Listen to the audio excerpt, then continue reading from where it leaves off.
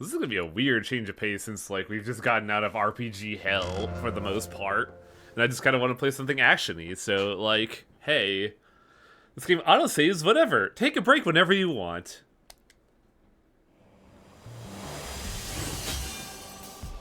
Rogue Legacy 2 is a weird one, because I never really liked the old game. But I picked this up, I don't know when this game got out of early access, but it did, and then I got it on summer sale, and I was like, oh shit, this game's really good. Like, really fun. You're playing Rogue Legacy? I'm pretty sure Twitch says you're playing Etrian Odyssey. Oh, son of a bitch, am I? I didn't hit the funny button. Well, my bad.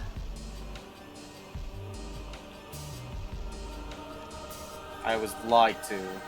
How could you lie to me like this? The button hard press. But yeah, like, we've gotten out of RPG hell, so I was like, I want to play some action games, and it turns out Rogue Legacy, pretty good. On my personal file, I'm already at, like, New Game Plus 1, I think? But, like, shit, I'm willing to play this again for the stream. Yeah, Beowulf, I felt the same way, but then I picked up this one, I'm like, oh shit. I like this a lot. Now I feel like an asshole. Advertising under false pretenses.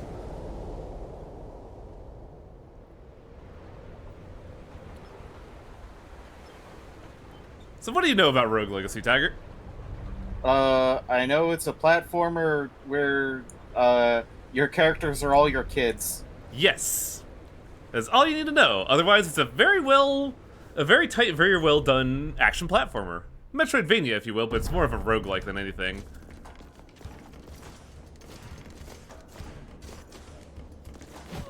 But the big thing I like is that in the original, you had a down stab, and that didn't really feel good.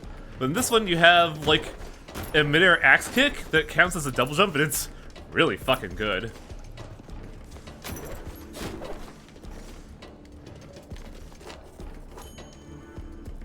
There is a story to this game. I don't really know much about it.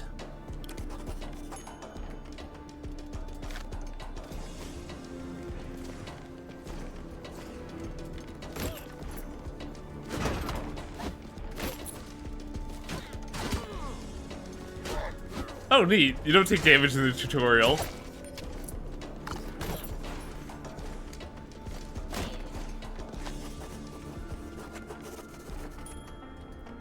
This is an adventure failure.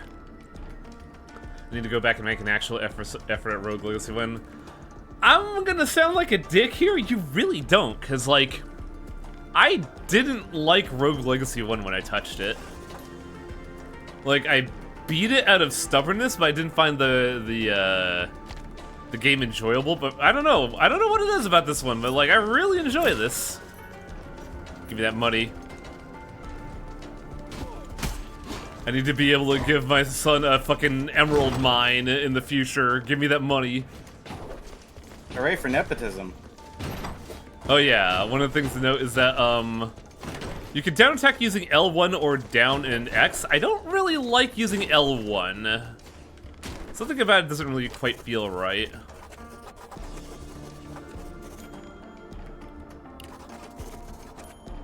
I wouldn't say Rogue Legacy 1 sucks.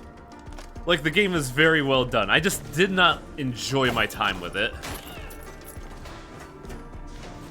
But the main problem is I wouldn't be able to explain to you why I like Rogue Legacy 2 more. Oh, this is a forced tutorial on Ukemis. Luckily, they don't damage you in the tutorial, so it's not bullshit. Hooray. And here's the big thing, and probably why I like the game a lot is the emphasis on platforming. Tiger still repping the FOE? Of course! They're orange and fuzzy. Indeed I am. I think 2 controls better. Yeah, I feel like it feels a bit tighter. It like moves are a lot better. You got a lot more options. Dashing. Classic 2-button dash. Oh, fuck that. No way, dude. That sounds terrible. I didn't even know that was an option you could turn on. Oh yeah, the one thing I do like about this game is that there's accessibility in that, you can set up house rules for stuff that you don't like, but me and my awful brain thinks that's cheating, but I know that there are people there that, you know, can't exactly play well in stuff like that, so it's nice that they give players that option.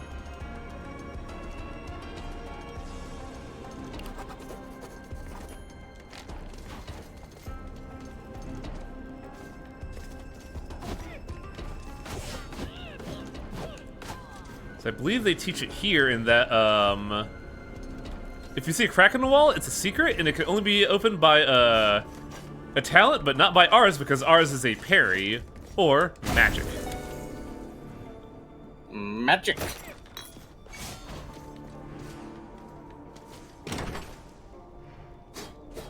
Cool thing about this is that down attacks also don't really have, like, limits, so you can just do them if you're worried about fucking up platforming. And now we're back. Well, not back, but we're here.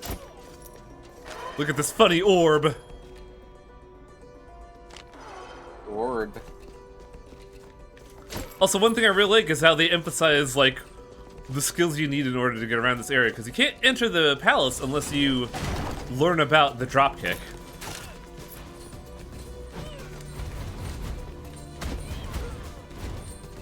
And now I'm taking damage, because I'm at a tutorial.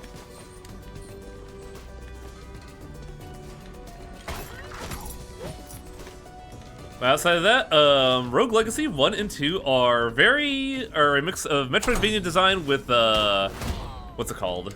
With roguelike generation and, roguelite advancement. Also, one thing to note about this game, because I didn't know about it for the longest time, those tree roots can be broken. Very important. Right.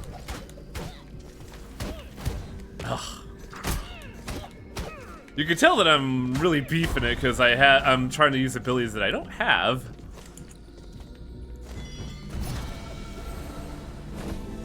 Then coming back from the original game is runes. They're basically passives you could add to your build to do stuff. We start out with critical hits.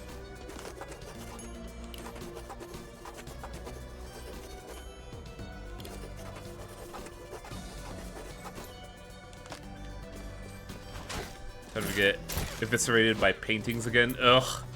Shut up, Blaze. Fucking hate those paintings. Ah, fuck. Time to get eviscerated by the fact that I don't have any mobility. That's what's gonna kill me. I'm used to having, like, all the mobility options.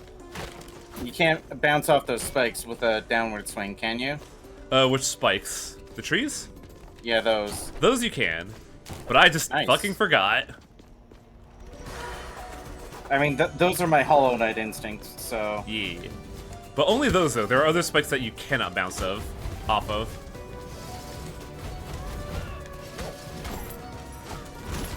Now, the cool thing about Hollow Knight? Rogue Legacy, that 1 did, and I'm pretty sure you could do with 2, you could just beat the game with this guy. Like, you can just not engage with any of the mechanics and then beat the game with just this guy. It's possible. I'm not gonna be able to do that, so expect, what's this fucking kid's name? Lady Faye to die super quick.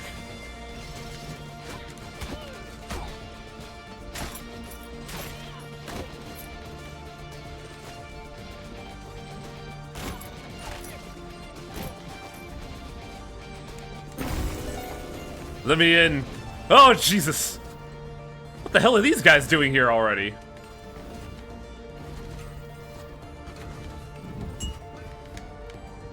Oh, right, that's the big thing about this character class is that they have a parry, and if they apply the parry, the victim gets, armor break, which is effectively crit. But I don't think I could parry those, purple attacks.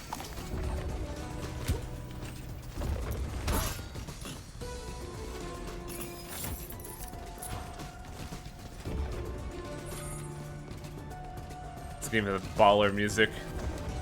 I don't know if I'd agree wholeheartedly. I like the music, but I wouldn't say it's my jam. Also, I'm leaving, because that's a fight that I'm just not gonna win. Like, I'm not saying the music is bad, I'm just like, I'm not a fan of it. Oh! So here's one cool thing that this game does, is that they give you the option to swap out stuff mid-dungeon, should you desire to. Namely, I'm swapping out for the Gun Lance. I say Gun Lance for a reason, because it's all about explosions and charge attacks. But now I have an air dash. Whee! I actually really like the class with the Gun Lance. But we're not gonna be getting that for a while. Oh, no! Fuck this. I forgot I don't have a thing and that chicken's dead to me.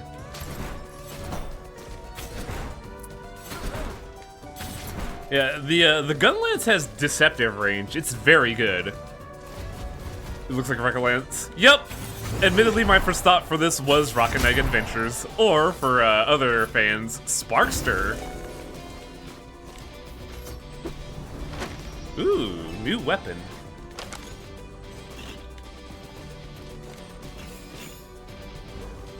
Monster Hunter 2.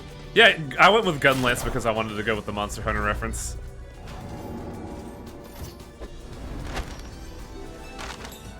Oh, that's funny. I got the tier 2 weapon, but the tier 1 chest piece.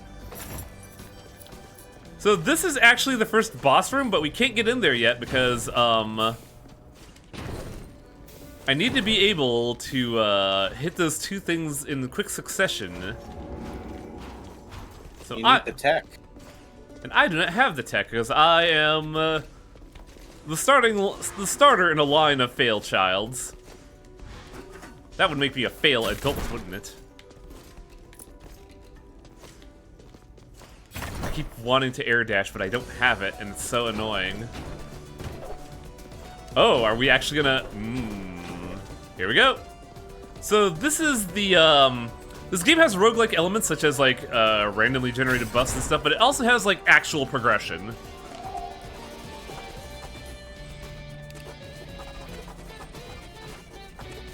I see the apex of emotion! And what do I see when I look at you? A scared little bitch with snot coming out of your nose and poop coming out of your butt. Okay. Oh, that's a really interesting line.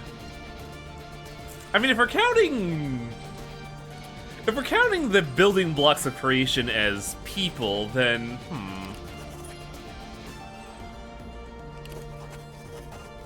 The power of empathy. So the good thing about this is that when you do these, you are given a full heal. Which, in my instance, is really fucking nice, actually.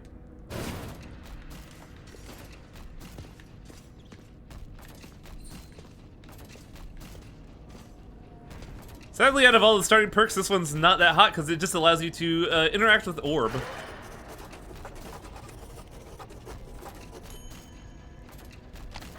But they also give you good hints for, like, general progression through the dungeon. So it's not too bad.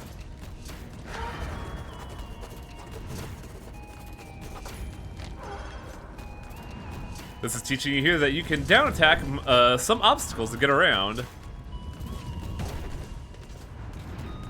But also, funnily enough, I think we can cheat this area because we have the Gun Lance.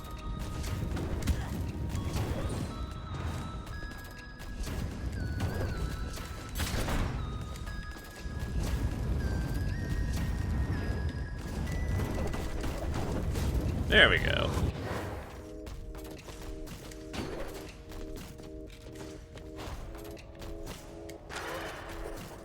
So, for how awful this mechanic sounds, thinking back, it's not really used all that much.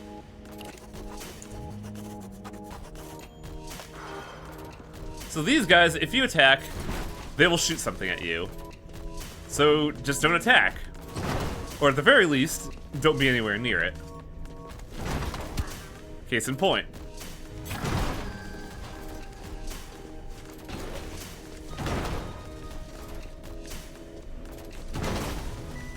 Now there's some funny tech with this, but we don't have that yet.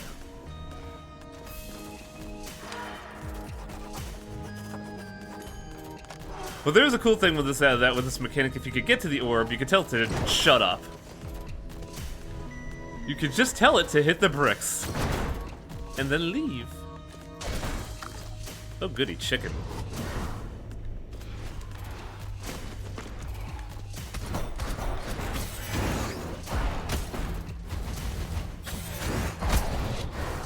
I love you, Gunlance.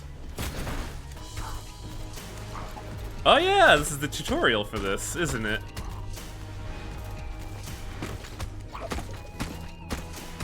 Look at him bounce.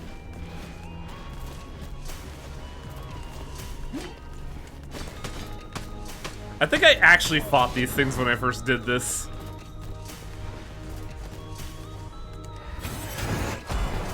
What?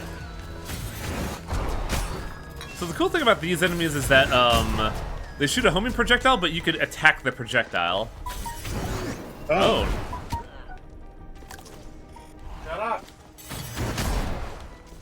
Also, No. also my crit quiet. damage is 69, which is fucking great. Nice.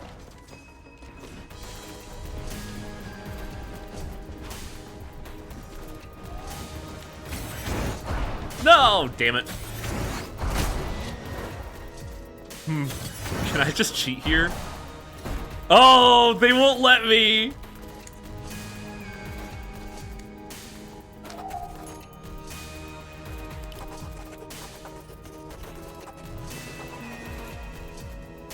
So this is something I don't get. They talk about having an emotional connection with your enemy, but I don't know what they mean by that. So if somebody more well-versed in this game could tell me that, I'd appreciate it, but I couldn't tell you what they mean by that. Whoa! There was a dude there, hang on. This is a very important dude, the Nameless Knight. He's letting us know that we have Aesop's Tome of Fairy Tales.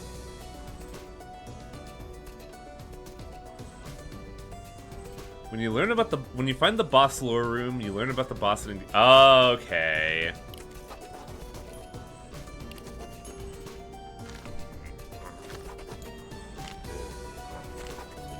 Well, thanks, my dude. I'm out of here. I'm getting out of here.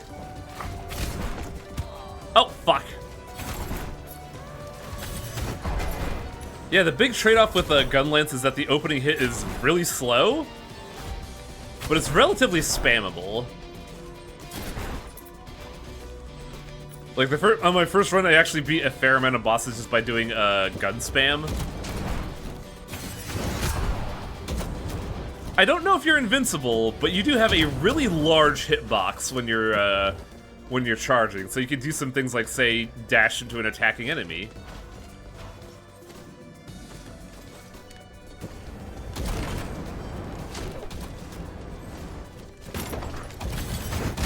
Also, the cool thing about the Gunlance is when you charge, you hover in place for a bit. So you can do some really cheeky platforming if you know your stuff.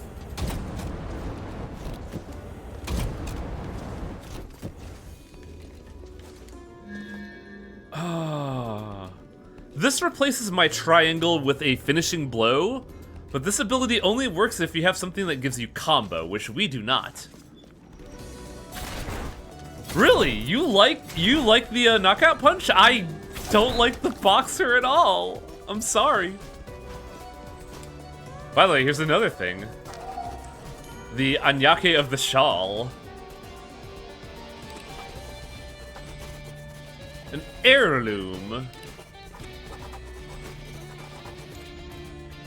I am soft and very pudgy.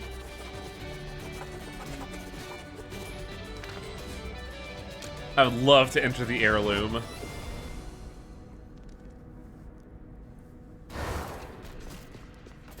This is the thing that we need. Air dashing. Would you consider air dashing in a double jump?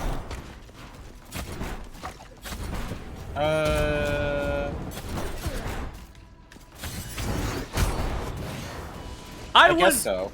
I would, even though you don't get height, you get momentum, which is still pretty good.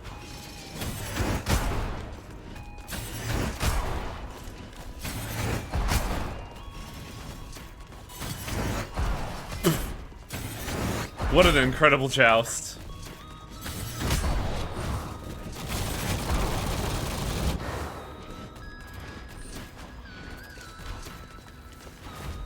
You know, I can actually subvert all this because I have the fucking charge lance.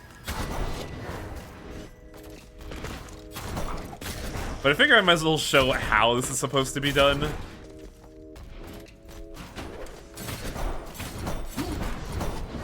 This music kind of reminds me of Celeste. Really?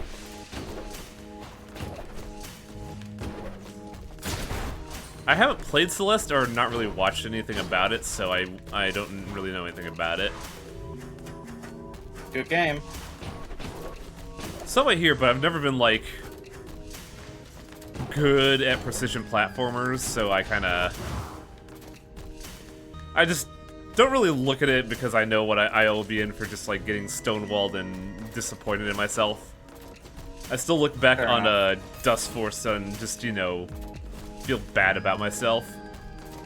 And bam, we get the air dash.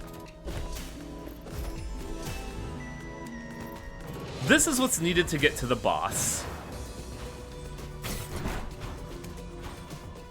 In fact, yeah, we've explored most of the area. Let's see if we can do the boss. 'Cause I gotta let you know, I fought this boss a lot. But that's what we had to do. We needed the air dash to hit both torches at once with the dropkick.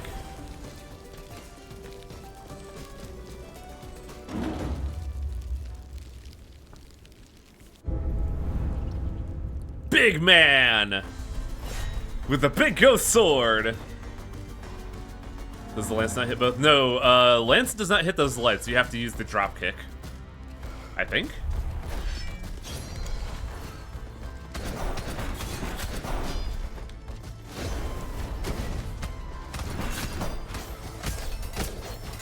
Oh, you have 3, motherfucker. I thought you only had 2.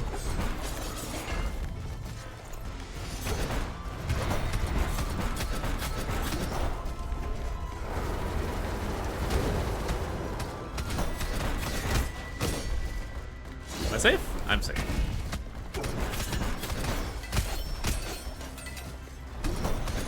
Oh no! Oh fuck!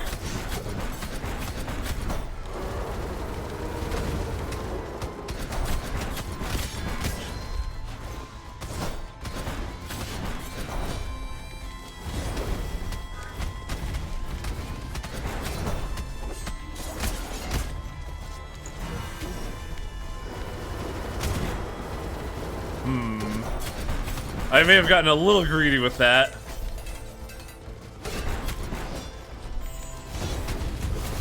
By the way, phase 2.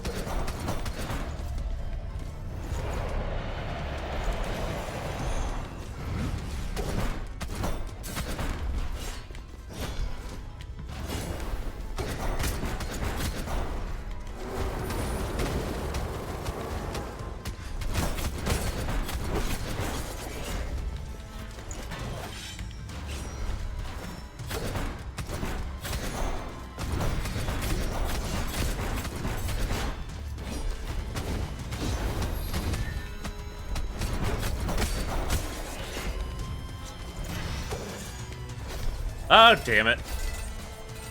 I was hoping to... Oh!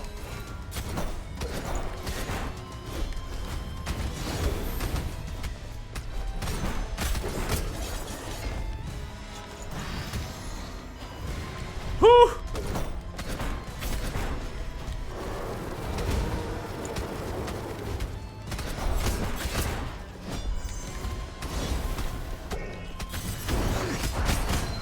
Oh, ooh.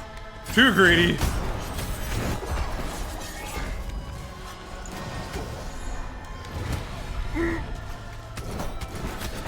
too greedy.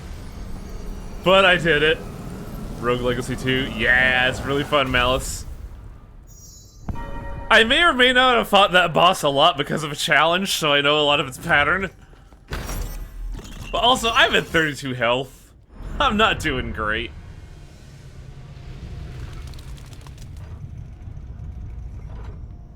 Also, I hella choked at the end there, let's be real, chat. It's fine. Yeah, Gun Lance does not hit the lanterns. He deserved a warrior's death after he puts mountains of people in front of his door.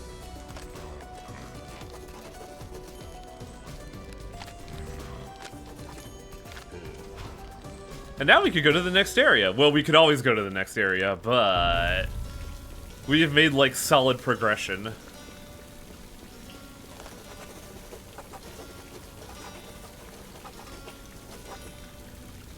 There's a lot of arresting going on here. But, for some odd reason, it didn't say it, but in this area, you get 20% more gold.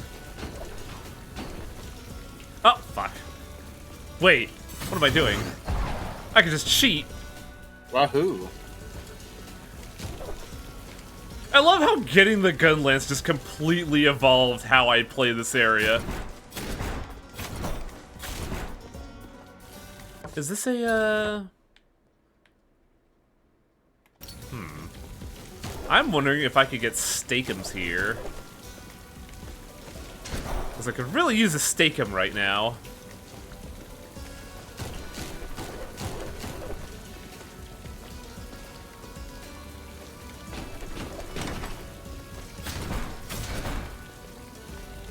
The area where you get more gold is random each run. Well, it says I have 20% plus up there, so I'm assuming this area has it. I was lied to, this isn't yesterday.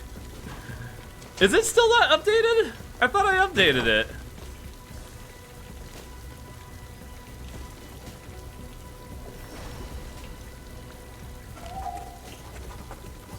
Actually, since we're doing this, I'm gonna get healed, so this is great. So this is a very important power-up, the Power of Resonance.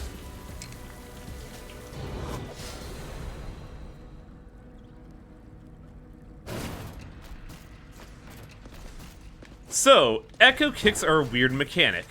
Wait, did it just say it there?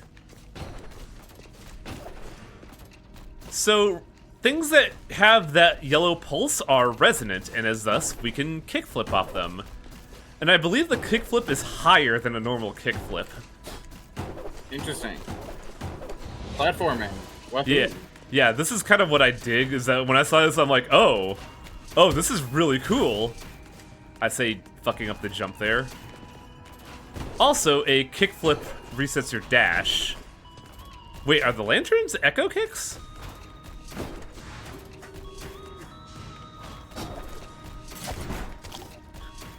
Yeah, this is really reminding me of Celeste. When I did this, I'm like, oh, this is just Celeste. Yeah. So this is how they stop the gun lance user.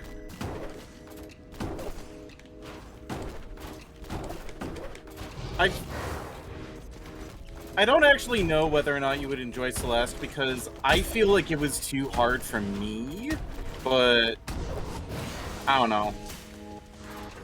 If you enjoy these movement mechanics, then you probably enjoy Celeste. Oh, this is a very important one. There are some enemies that can only be hurt by Resonance Kick. And I didn't know that for a long time, even though I did this tutorial. So at some point you really have to upgrade your Spin Kick. Well, you don't have to, but it makes life real easier. But now for the fun part. The Angry Orbs,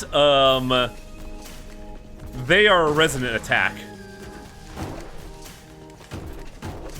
So there are going to be some areas where you have to rely on the nightmares in order to get there.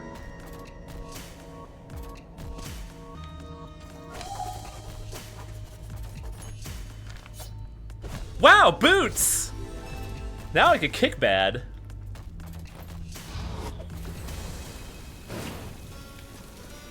So the thing about this is that this is actually required to go through the level because you cannot advance here without the resonant kick.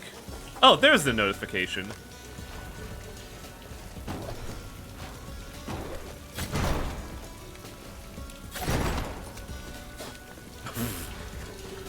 Me, learning mechanics. By the way, electricity is resonant. If you see anything with an electric aura, it is resonant. Very nice. This will be very important. Boop-a-doop-a-doop-a-doop. Man, Lady Faye is actually lasting way longer than I thought she would. Where was the shortcut here? Ah, I see. I want stuff. Give me stuff. Damn it.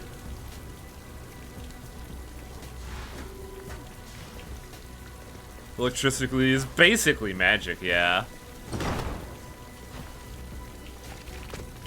Oh, this will be fun. I'm in a resonant aura, aren't I? Oh no, it's the boss's aura. Okay. Wait, was that boss's name fucking Stranger Danger? Stranger Danger. Because he's a stranger. Skeleton Ranger. Oh, he fucked off. I can't scam him anymore. This boss has the worst passive of shielding allies. By the way, those arrows have resonant auras. I always fuck those up. I see that. That poor blobfish. Hey, it's just a little guy, but I gotta stab him. Oh, fuck. Later, buddy.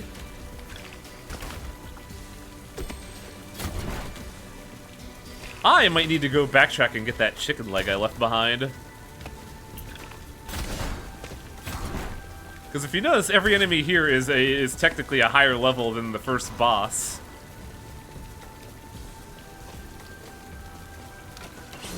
By the way, those spearheads also electric.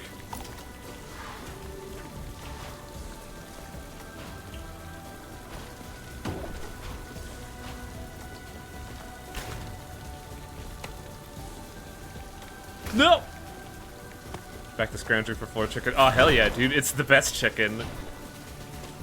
With a little bit of lemon as well? What are you talking about? Ah! Help! I'm not good at Rocket Knight Adventures. I'm a sham of a Sega fan. Oh yeah, I forgot. The earthen malls are kind of nasty.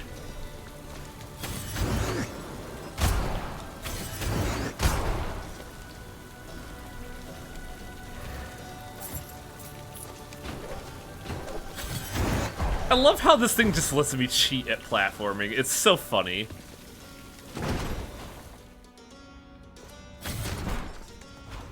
No, not the KFC Atlas Blade. It's the Popeyes.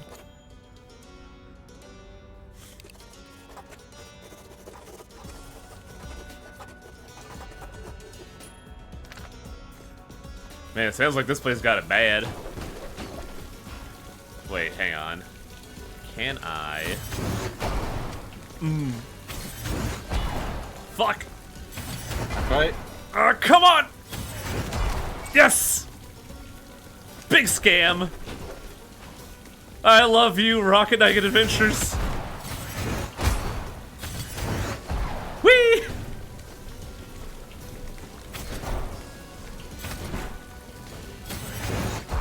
God damn it.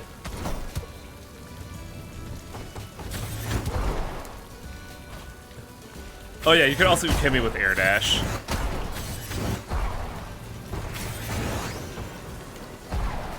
Whee! By the way, I'm great at darts.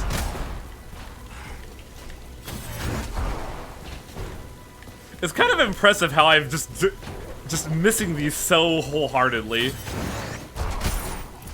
Stop trying to aim and just hit him. Stop trying to hit me and hit me.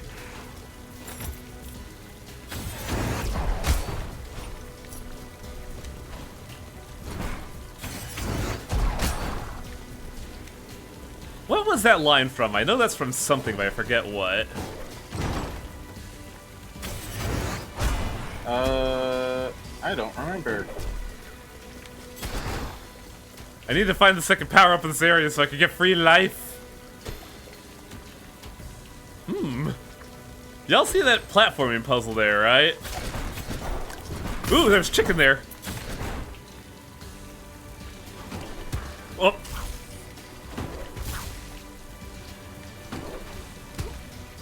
Hey, what if I just, cheat it? And get rewarded for it? The most illegal.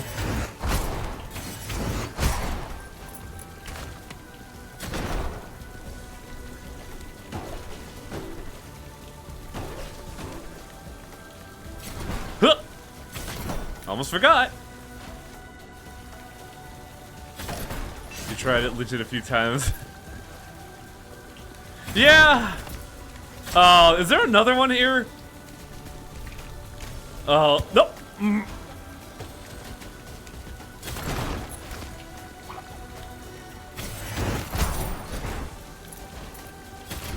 Chicken, please. I desire foul sustenance. Oh, right. Floor. Hey, motherfucker, get out of the way! Come over here! Nope, you stop that.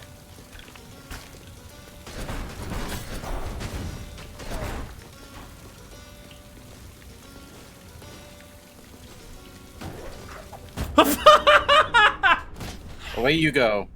Well, there goes Lady Faye. She had a good fucking run. By the way, they give you this like little like summary of your run. You can just fast forward through it. That was fucking embarrassing. And now the fun of Rogue Legacy. The big thing is that this game has a lot to do with like awareness of mental and physical disabilities, and they always like do a really good job of depicting them without being awful at it. Like Perfectionist or Endomorph. I'm not taking Perfectionist, by the way. This thing sucks ass. You can only damage someone with skill crits. Like not even random crits. Like those won't work. Only skill crits. Great. Then we'll go with what's up? Horrendous. I love it. I don't know what Endomorph does, so I'm torn between getting the person with a perk and a artifact, or going into the unknown. Pretty sure Endomorph just makes you wide. I would not know, unfortunately. I mean, that's what it says. Endomorph. That's a body type. Okay. Is there still achievement for getting to beating the final boss of the very first character? Yes. I'm not good enough to do that, but I got pretty far there. The only problem I have with that is that it's kind of the problem I have with Rogue Legacy in general is that healing RNG really determines your runs. Because like Wall Chicken's not guaranteed, and thus like you could get into a run of bad luck with 0 healing. I think I'm gonna be a tryhard and go with the perk because I actually like this perk. That was a 43-minute run. Wow. And now the thing that pretty much designed roguelites for like a whole fucking decade. Permanent progression. It's in this game too. Kingdom has been granted access to healthcare to the enemies. Nice.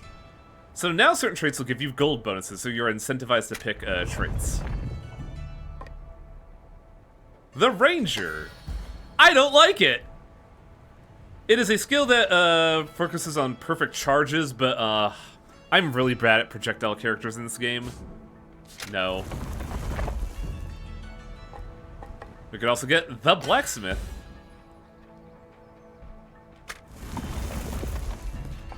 We could also get the Enchantress. We have so much money. Wow. It's almost like you've played this game before. Yeah, we're that, right? We could get the Sage Totem, which I think is actually pretty good. Deceptively good, I should say.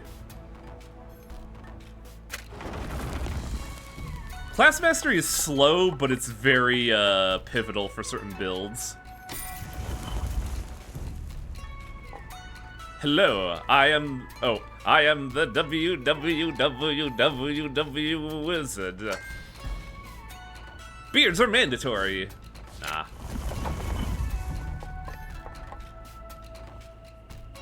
Do I want to play as a Barbarian or as a Valkyrie is the question. Because the Barbarian is very powerful, but they can only crit on the ground. Meanwhile, the Valkyrie crits on dash, but also has a projectile parry. Pretty good one, too. Barbarian, Valkyrie. Let's let the chat decide with a poll. Oh, that's stream info. Where's the polls? There we go.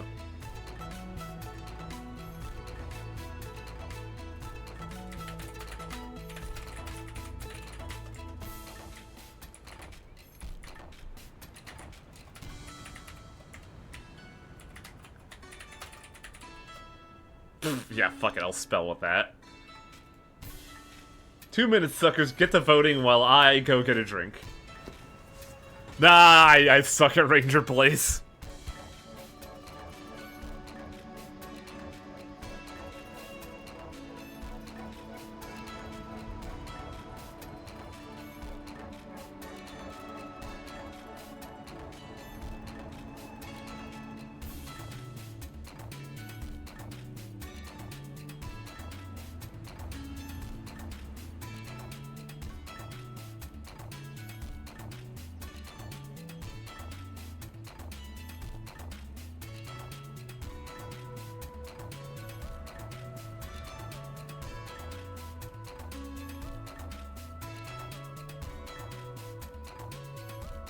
That's just gonna stay tied forever. That's the fun of my community, is that they can never come to a consensus, so I have to weigh the scales. But yeah, I forgot I put a root beer in the fridge this morning, so now I have an ice-cold root beer. Yeah, if you were expecting anything other than this outcome, then I don't know what to tell you, buddy. Well, the joy of that is that I could influence decisions and be a dick. Because I am also of the voting community, even though I'm invested in the vote.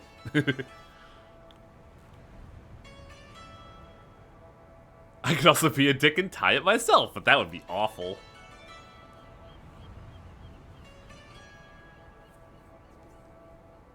Oh, what do we got, like 15 minutes left on the vote? If you haven't done so already, do so now while I enjoy root beer. The local areas don't have IBC root beer, and that kind of makes me sad. Because then I gotta get Henry Weinhardt's, which is kind of a crapshoot in my opinion. Ah, it is Valkyrie profile. I like how people were pushing for Ranger, but nobody wants to see the WWWWW wizard.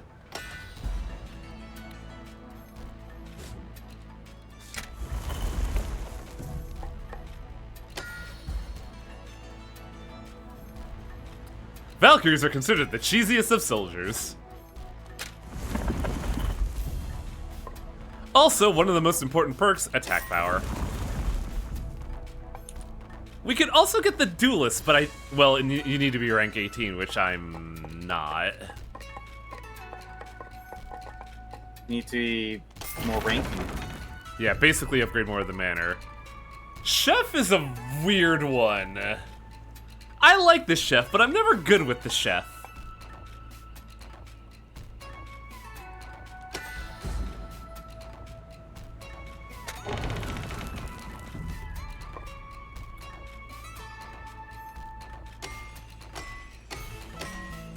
Give me more attack power, baby.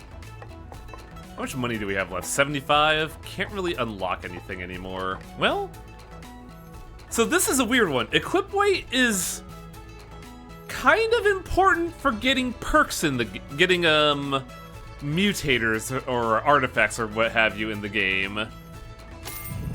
And the system will be explained later, but it's surprisingly important.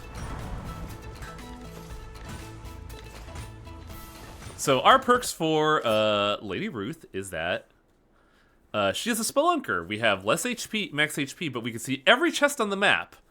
Also, we have the Clotho Spindle, which gives random crit chance plus 10%.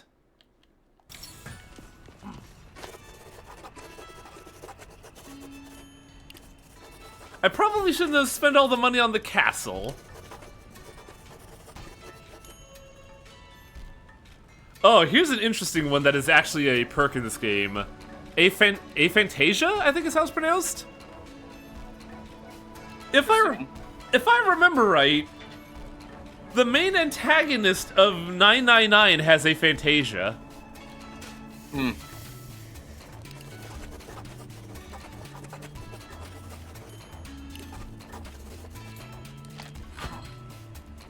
But yeah, this is how you unlock gear. You need money and ore for it.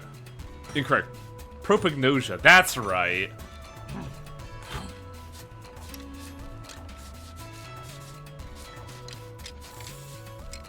Sadly, I'm broke as a joke. We also have this gal. This person is very nice for, This lady is very nice for starting out because she tells you what your class could do.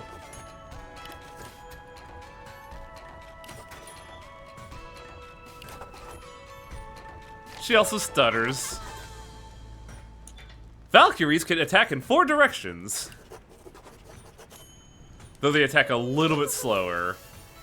Their trait is deflect, where they can deflect small and medium projectiles, and if you do so, you get an immediate cooldown.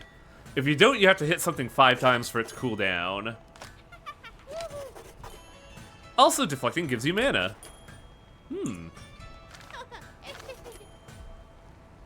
Also, their down attack counts as a down stab from the original game.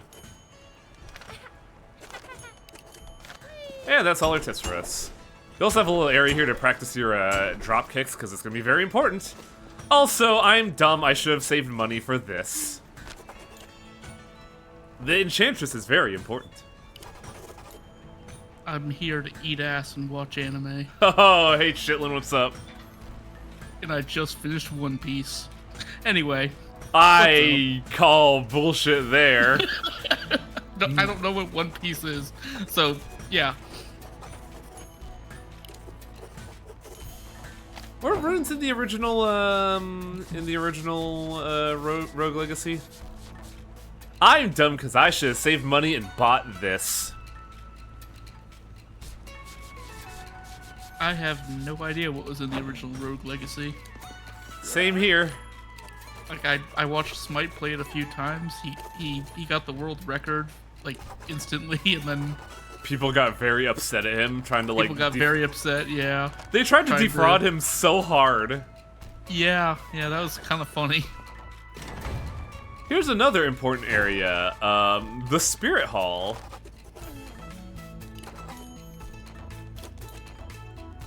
I'm sorry, the Drift House. This is Garrus, the Caretaker of Souls. Brother of Charon. It's kind of a narcoleptic, though.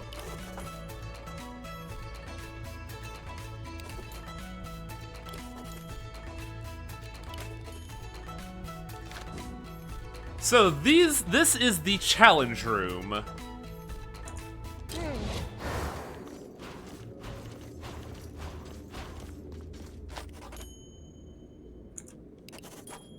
Also, I know one lady who has finished One Piece, I believe, because she talks about it a lot.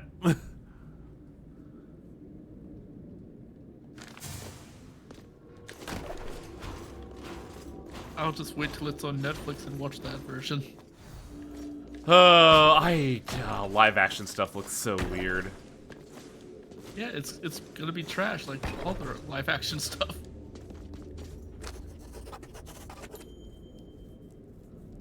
But you know what? I don't have the time for the original anime, so I'm not gonna do that. You know, just put it on in the background, and after 5 years, you'll catch up. It's easy. 5 years? Oh my god, I might be dead by then. I think they're up to like 1,200 episodes. That is absurd. End your fucking story, please. No, wait. Sorry, I got the number wrong. That's Detective Conan. Okay. I think One Piece is at 500. Well, that's still a lot. It is a lot, but like I knew the 1,000 was wrong because that's their chapters. Oh. Like the comic is at like 1,000 some odd chapters. But like If you want some funny shit, Detective Conan is at like 1,000 episodes. Wait. Is it? Wait. One Piece actually has 1,000 episodes? I was just gonna say Detective Conan has like well over 1,000 episodes, and they're still in one summer. I did the math on that, and if my math is right, Detective Conan solves 13 murders a day. God damn. That's a lot. Talk about productivity, Jesus Christ. By the way, for those wondering, Iron Chitlin's in the call with us, except I don't have an icon for him, so whoops. Oh yeah. So Iron Chitlin is our faceless narrator. I'm here so infrequently. Highwaying forgot I existed. Oh, I didn't forget you exist, my dude. Like, I still consider you a good friend. It's just like, since you don't come in calls that much, I didn't prepare anything. Yeah. I get it. One summer, explain the winter episodes. Look, weather in Japan's weird.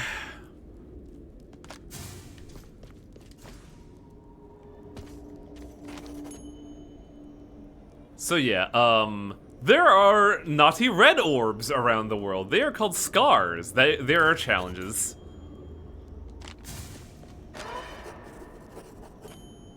So okay, so the Detective Conan thing. Yeah. Like someone in the chat, I think, said, yeah, because Merlin Cross said he's actually moving towards something in Detective Conan. How long does it take to tell the story he's moving towards? The plot of the... Or is it just a lot of filler? It is a lot of filler, because, like, the idea of Detective Conan is that the main character is a teenage detective prodigy. It helps the Right. police, but a shadow organization tries to drug him and kill him, except the drug doesn't exactly kill him. It sets him in the body of an 8-year-old boy. So now he has to basically try to figure out what the shadow organization is and try to get his body back so his girlfriend doesn't ditch him. But also, you know, figure out what they're doing with this drug. So he's a teenager who's turned into an 8-year-old. So this entire process could be solved by waiting a few years? That too, yeah. But by then, his girlfriend at the time is going to be like 28 while he becomes 18 again. I mean, okay. Yeah, that's a problem, I guess. Plenty of fish in the sea, though. Yeah, like going back to 8 years old, you've just like bumbled into an entirely different dating bracket, so that's fine. Just find someone new, dude. Yeah, he could do that, but he doesn't wanna. It's the childhood friend, Chitlin. You can't give up on the childhood friend. Yes, you can. I That shit never works out. It's funny because Torpin said that a while earlier today.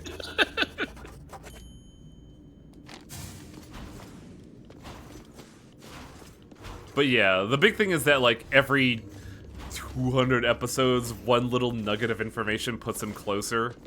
Oh my god. That sounds unbearable to watch, honestly. It's fun for the first 50.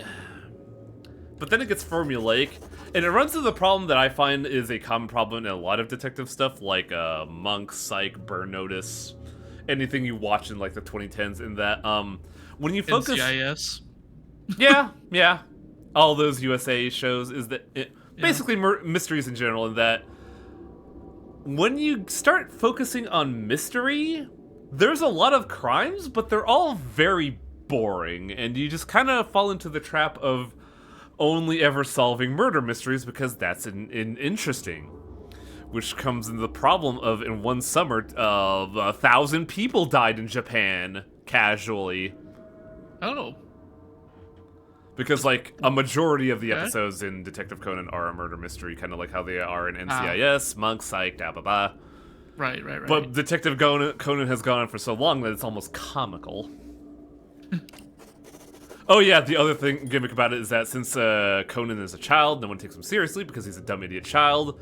So he has like a roundabout way to, he basically lives with his girlfriend and her dad, and they're kind of like taking care of him out of like, you know, sympathy since he doesn't have parents. But the dad is like a detective with the PD, and he has clout, even though he's the, I might be getting this reference wrong. In Holmes, is Lestrade incompetent? Not really. He's just a beat cop, right? yeah, he's more just incompetent when stacked up next to Holmes. Yeah. But basically, like, the dad is a incompetent detective and that he doesn't know what the fuck he's doing, so the kid has, like, a weird, like, tranquilizer wristwatch a la James Bond, and he just puts that motherfucker to sleep, and then, like, puppets him to solve the mystery. The problem with that is, remember how he said he solves 13 murders a day? Yeah.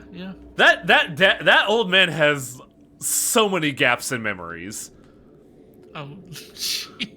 However, I will say this, there is one episode where he does solve the mystery, and I think that's actually a very well-written episode. Because it shows, like, the dad is actually competent when he gives a fuck about the case. But enough about anime. Basically, we just learned that, this is another system of upgrades of, basically, you can unlock new varieties of stuff like alternate playstyles if you do challenge missions. Oh, can I not? Oh, no! Oh, there we go. If you complete challenge missions, you get to talk to these kids. They trade in soul gems. Soul gems you get from challenge missions, but also boss fights, and because of that, we have 100 soul gems from killing a boss. We don't get a lot out the gate. You can also convert, ore and gems into soul gems. But what this unlocks is, other stuff. The first one we get is, +1 gear. We also get +1, runes as well. But the other things we get is higher capstones for passive level ups. But the important one is variant classes. In fact, I think we have a challenge mission out the gate right now. A simple start. The main problem I have with the challenge missions is that, you need to do well, but you need to do well with a bunch of classes in order to get stuff. Like, in order to get a bronze statue, we need 45,000 points. No matter how well I do with the Valkyrie, I could do it flawlessly, I only get 200.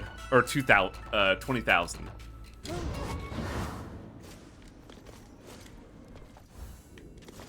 Luckily, like you need to do better. Well, I need to do better with other classes, which I don't personally like. But since we're in the challenge missions, this is how the game works with its, like, relic system. And that if you look at the top right of the corner, I have what is called Resolve. Resolve starts at 250, but is demerited by artifacts you pick up, but also your starting armor. So if you have good armor, you don't have a lot of starting Resolve, which means you don't get a lot of relics. Now, you can get more relics and dip below 100, but once you dip below 100, you start losing max HP. Which could be fine. You could absolutely do danger mode runs. But the system is kind of weird in that, I don't really know how to feel about it. Cause like, this is their way to balance like the Binding of Isaac problem of snowballing to victory. And I can understand why they did it, but I just want to be powerful, man. I just want to be strong. Well, you have to have the weak runs to make the strong runs feel meaningful. Yeah, that's true. You can't be strong all the time, that way. But I want to be strong all the time. I want to be bullshit.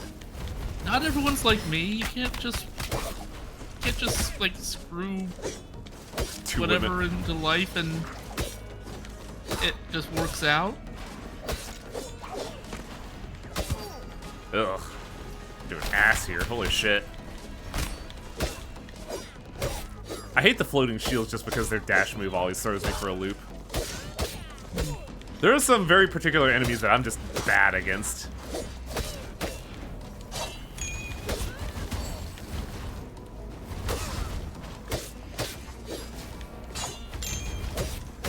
So if you notice they're shooting electric shots and I could dropkick those for a bounce, but I'm not really good at that.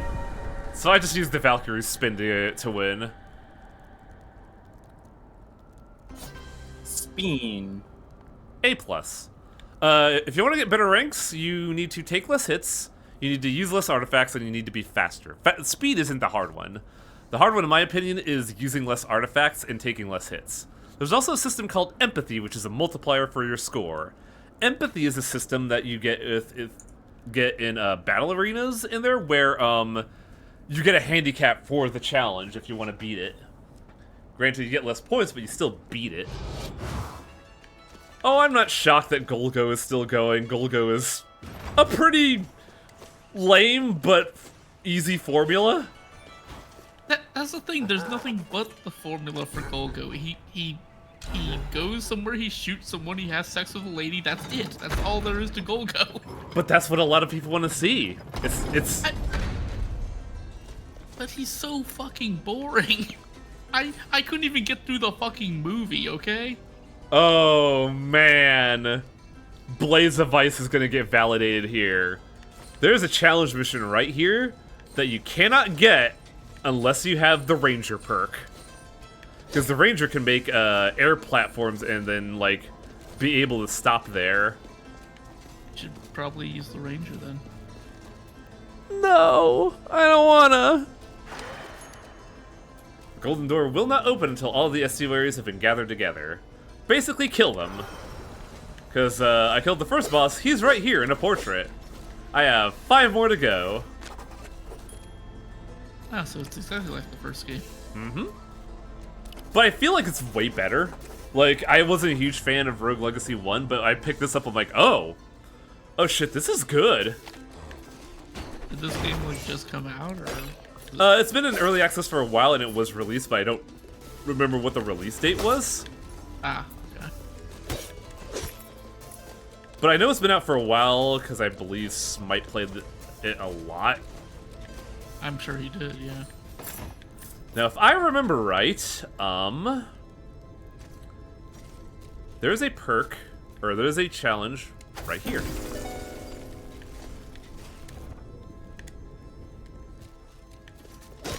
Oh, it was an Epic exclusive? Oh, was it? Ugh. That's what Merlin's saying, yeah. So if I had looked at the grandpa's like messages, he gives a hint to in the lantern room between the 4th and 5th lantern, there's a secret door, which is important because this tip is really important. If you find yourself in a lore room, which is one of the fixed rooms, the boxes don't drop anything, which means you cannot find wall chicken here.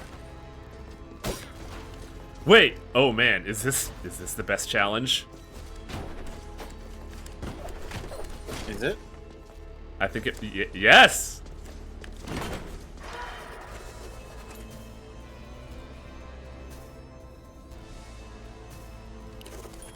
I believe this is also one of the boss lore rooms that gives you a damage boost.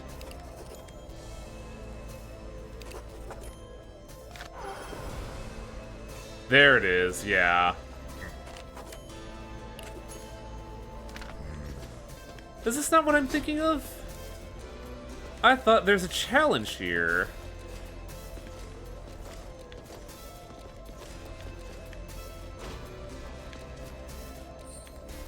Maybe your challenge didn't procedurally generate.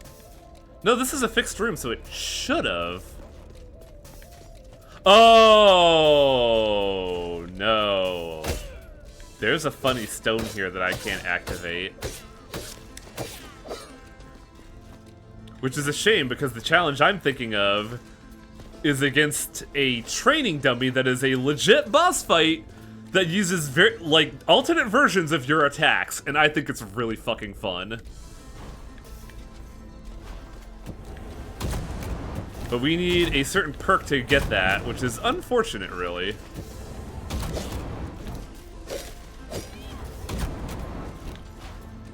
I could show off that boss fight on my personal account, but or on my offline file, but I don't know if I want to tip my hand on that just yet. So Nope. Blaze of Ice, what you're saying is you want the Indigo Prophecy anime. Imagine they tried to make it horror and oh, like accompanying pieces. Yeah, kinda. That'd be kind of cool if it was like monster, but you had the doctor side, but also the serial killer side. They did something like a company tried something like that recently. The anime studio Clamp tried that with two series, Tsubasa Chronicles and Holic. I watched the latter one, which is a basically kind of like how do I describe it? It's kind of like cryptid / urban legends made treated like real. I fucked this up.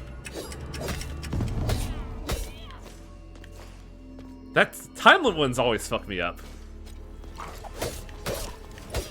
I never saw Tsubasa Chronicles, which is really weird whenever Holic actually got, like, brought in the Tsubasa Chronicles characters. Which is even funnier because Tsubasa Chronicles is also a sequel to Cardcaptor Sakura. Like, I think the only way those, like, companion piece series work is if they're treated, like, as just a bonus. Like, you don't need to watch both of them to understand the full story. Yeah, and I believe Holic and Tsubasa Chronicles worked like that. Because, like, Holic was its own story, it's just that the Tsubasa kids came in from time to time and did stuff. But, like, yeah, you don't really want to have it be, full, like, necessary to watch both of them. Mm-hmm. Which I'm glad that Holic didn't need it. Because I actually really like that story. Yeah, I mean, as long as it's treated like comic books, where you can occasionally have a team up, and then you have like the big team up that people actually need to pay attention to, or something like that. That's fine. I don't think Holic had the big team up actually. Sorry, I didn't mean to interrupt you there. It's just something I just thought of. I'm just musing out here, man. I do agree with you though. Like, you kind of want like not teaming up all the time, but like having something that is like worth having the companion piece setup. Right. Yeah. So when when the other guy does show up, then you could do the Leo pointing meme and it'll be like, hey, I know. Yeah.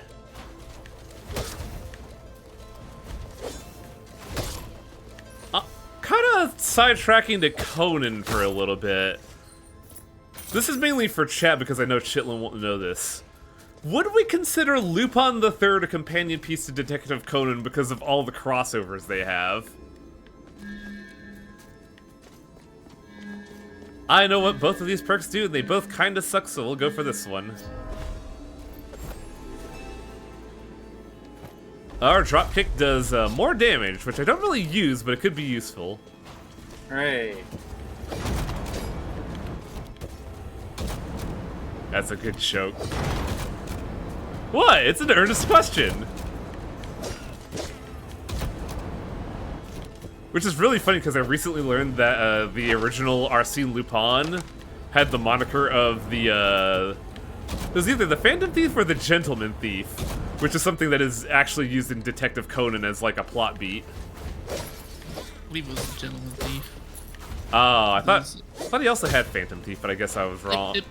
I'm not super familiar with the Lupin stories, but It is Gentleman Thief? Ah, my bad then. Because I know Lupin the Third uses Gentleman Thief, even though Lupin is decidedly anything but that, but you know.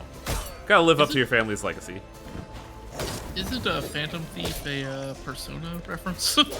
That's why I was thinking, because they call themselves the Phantom Thieves, and the main character's ability is called Arsène Lupin.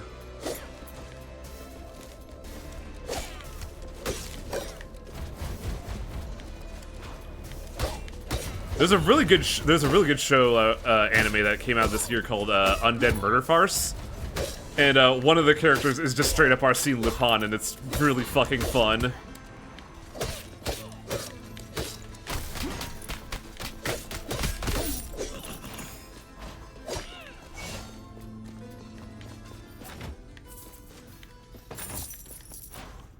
Like, it has Arsène Lupin, it has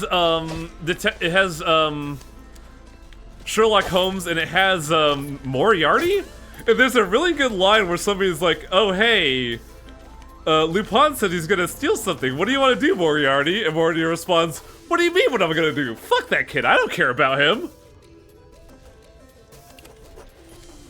I just found it really funny that Moriarty was like, who the fuck cares about Lupin? Fucking kids, sort of god. I mean, why would Moriarty care? Because technically, Holmes and Lupin share a universe because of the one book. I mean, yeah, they could share a universe, but why would Moriarty care about what a thief does? Exactly. That's why I like Undead Murder Farce. He's got his own plans going on. He's more concerned with Holmes not finding out. Yeah. I think you like Undead Murder Farce once it starts getting going. Mainly because the two main characters are actually pretty fun, but also they treat Watson with the respect he deserves. Oh, finally. Because, like, they show Watson go up, and he's like... And he basically... When they introduce Watson, he basically says the equivalent of, like, oh, is Watson gonna have to fucking punch a bitch? And he squares up, and I'm just like, oh, shit. Watson gonna throw hands?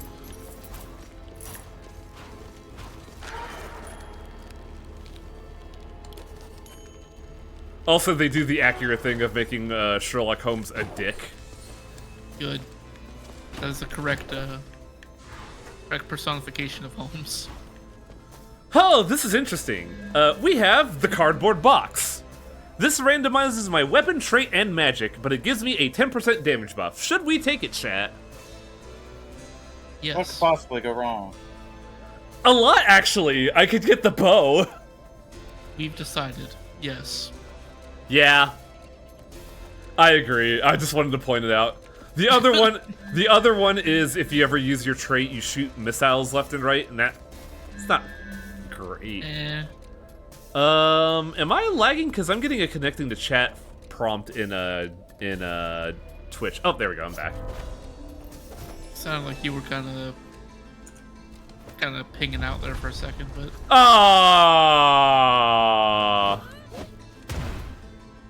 So I have the basic sword and knockout blow. I somehow got even more boring.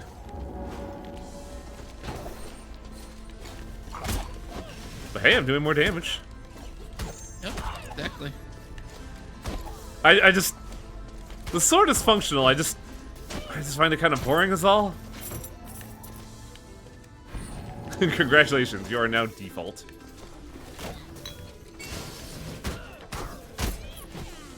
I diagnose you with basic. No! Please, give me another diagnosis, doctor. I'm not basic. I'm interesting, I'm cool, I'm sexy.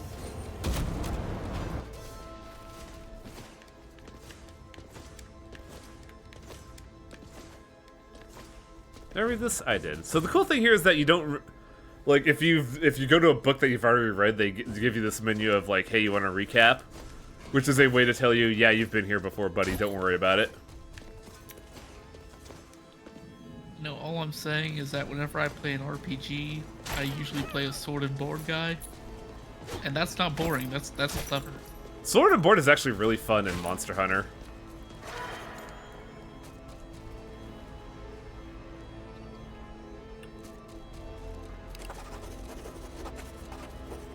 Man, Lamech really hates wizards.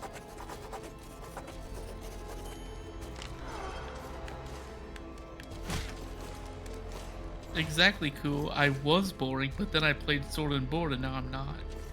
So these are challenge rooms. Can you guess what they do? You go in there, you complete a challenge, and then get an upgrade.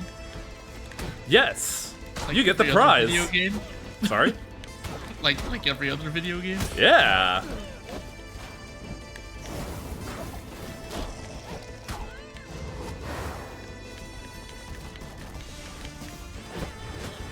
No, you get back down here. The problem with having knockout blow is that unless I have something that applies combo, this perk actually kind of sucks.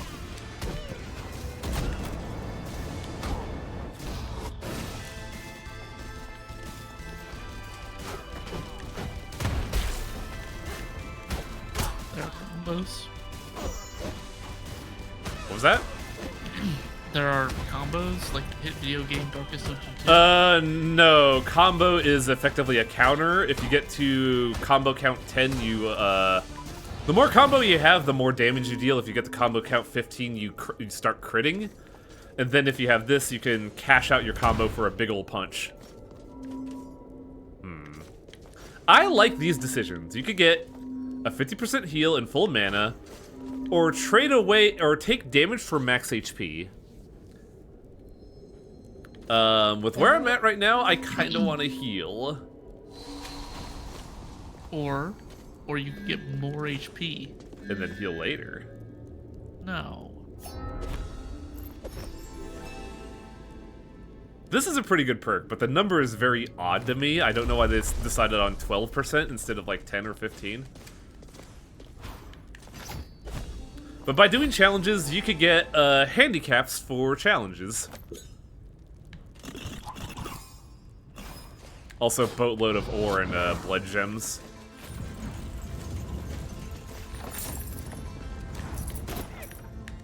Oh, damn it. Why am I having trouble with this room? Oh, it's because I'm using a stick, that's why.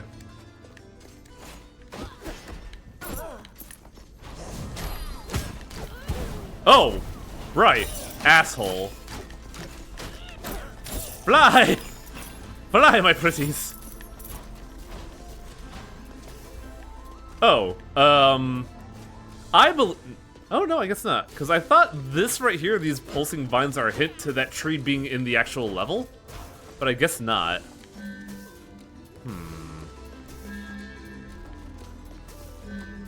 I think I want this one? Oh, yes. I do want this. This is one of the danger run items, where if you have less than 125% resolve, you get more damage. Now, so long as you're at above 100 resolve, you keep your max HP, but the lower you go, the less max HP you get, which I think is a really fun system because it means you can basically get stuff like this and basically have like very little max HP but do a boatload of damage.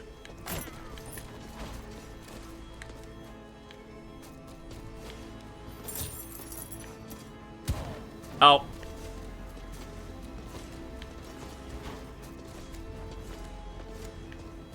God damn it. Oh, I know what's going on. You being bad at video games is what? I think you're supposed to avoid the fire if I'm reading that correctly. It'd be a good thing to do. I just wish I knew that. I wish I had your sagely advice there, Chitlin. Mm-hmm.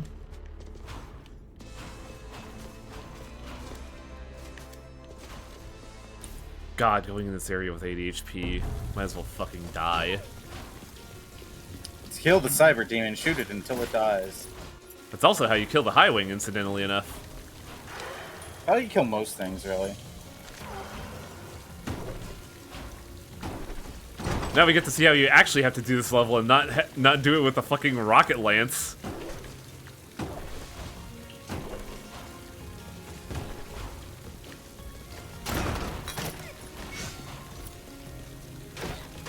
Oh, right.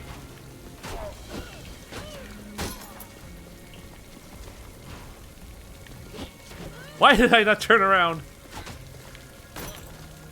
Oh, this sucks. Can you not downstab these guys? I can, but my downstab sucks. Plus, I get more damage if I'm on the ground, so I kind of want to exploit that. Yeah, but you get hit less when you're in the air. It's true. Ugh. I was hoping those boxes had health. Instead, they had die. Like that. Now you Speaking of dying. Now you get to see how every Highwing playthrough goes through of this game.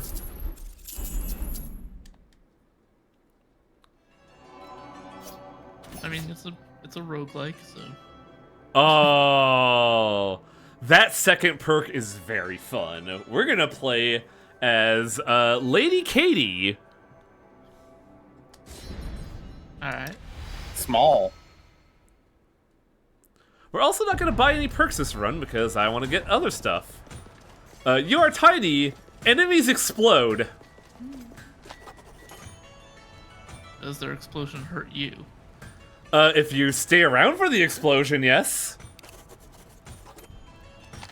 I see.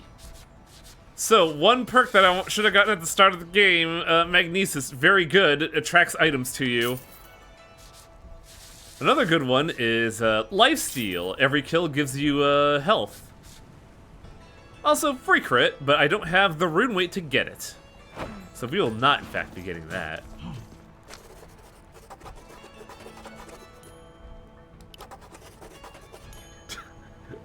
I'm dying here, actually. If I remember right, Scholar Sword is pretty good right now. I don't have much else.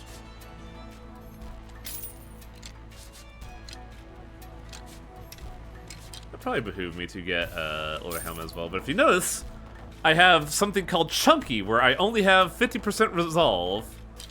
So I'm starting with only 150, which means typically I'm only going to get one artifact. Wang, why does your skull have an antennae? What? Swords are the best because they're versatile. I think they're asking why, like, your bits cup is looking like it's coming out the back of your skull. Oh. On your overlay.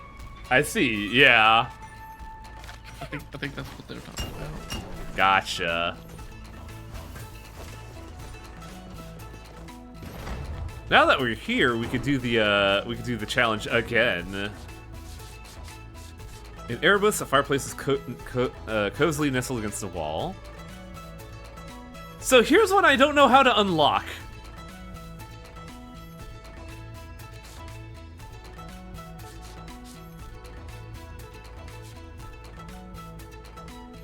This is the one that requires the ranger.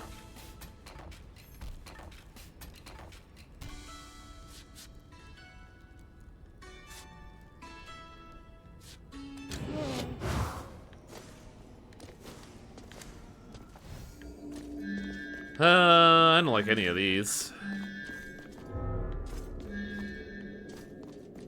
I don't like any of these either, but I suppose this will work.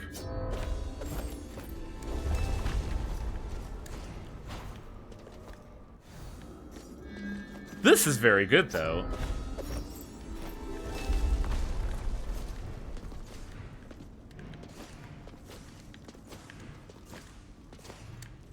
But yeah, that thin gray line is the donation cup, as Brewski said. Ah, bitch.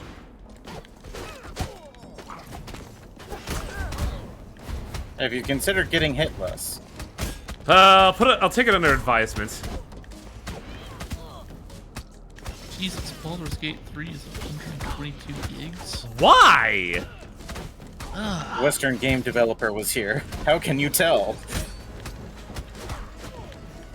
That's like every game though these days. Like, you can't just have a game that's like 4 gigs anymore.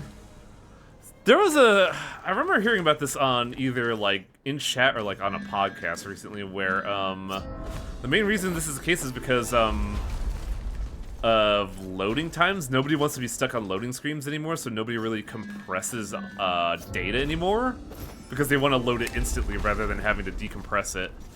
So now you have, so to avoid load times, we now have just big files. See, I had a theory that it was a way to combat piracy, to make people not want to download a massive fucking, torrent or whatever like that. Oh right, I'm the fucking warrior. I have shield. I could be blocking these attacks. Yeah, sword and board. You really like sword and board in this game too, because if you perfect block, you apply fragile on the opponent as well. I think it also damages them? I don't do anything with finesse, I think.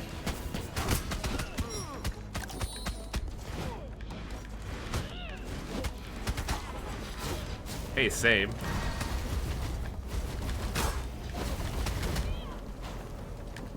Ah! Right, my shield has a cooldown. I can't spam it. No! I didn't down kick. So, one thing to note is I did really well on the Valkyrie because I had range. There's gonna be a class later that is somehow even long ranger than the Valkyrie, and I fucking love that class. Also, this perk fucking rules. I love it. It is basically get 3 random artifacts. Good luck, fucko. What do we get? Landing creates a shockwave and deals magic damage. Weapon applies burn. That's really good. Skill crits have a chance of being super crits.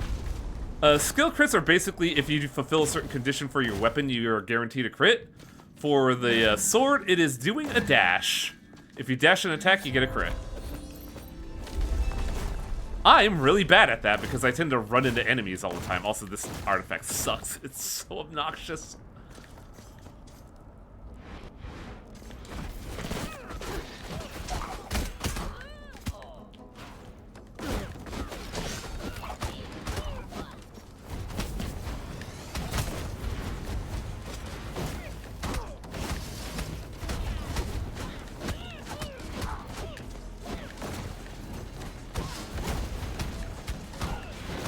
See, I grew up with the Sony PlayStation, so I learned to be patient Right? on loading times.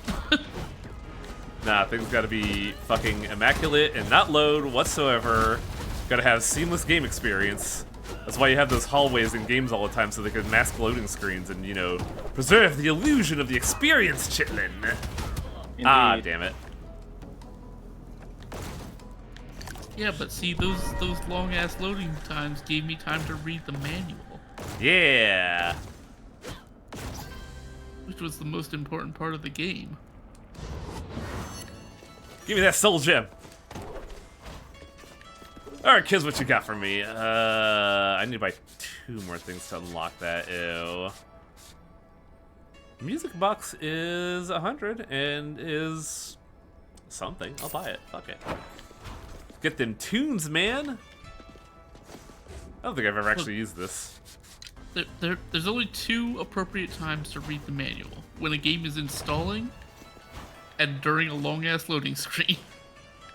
I thought you were gonna say when you're in the back of your mom's car and you're just waiting to go home. Actually, 3 times. Yes, that is also correct. There you go. Yeah. When you're stuck at the J.C. Penney's and you got nothing to do, so you just read your Samurai Oh, Showdown God, fucking game yes. manual. Yes, thank you, Highway. Actually, no, it wasn't Samurai Showdown. For me, it was Shinobi 3. Fucking Shinobi 3 rules, man. That was my first Shinobi, and then I see the other Shinobis, I'm like, wow, you guys actually played these games? Shit. So yeah, you remember how I said that enemies explode? That red vial is the explosive. Oh, okay. Also, we are tiny. I don't know if that affects my knockback, but it does affect my hurt box. And yeah, sometimes... Seems like a good thing to be tiny with this perk. Well, it means I'm in closer, which means if, depending on how the vial spawns in, I eat shit. But it also seems like you might be faster. I don't know. I have normal speed, but because I'm smaller, it seems like I'm fast. Okay. Because the sprite is covering more distance. Oh, but the other fun part about this perk, my voice is very high.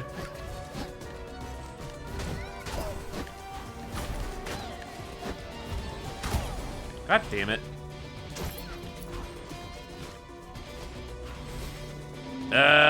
Give me that.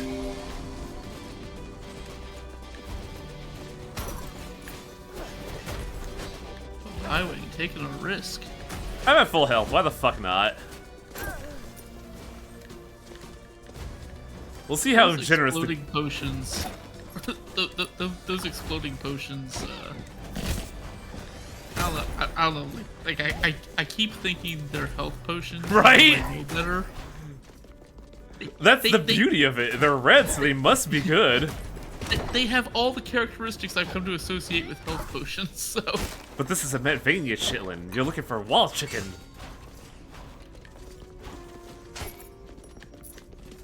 But they're still blue mana potions. Yeah, they're good. That's the funny part. Oh, I don't want to use this one because this is, if I remember right, this is... You die in one hit unless you do 12 kills, in which case you just get more money. So I'd rather get this one. I believe the manual for Final Fantasy 1 also had basically a strategy guide included in it for like the first act of the game. Oh, I always loved it when games did that.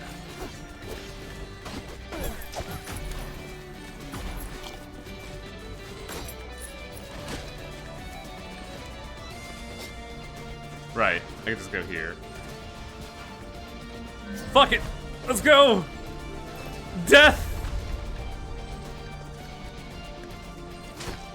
So now that I'm at 90 resolve, my max HP is ever so slightly lower. But I believe the ring is currently giving me 35% more damage. That's worth it.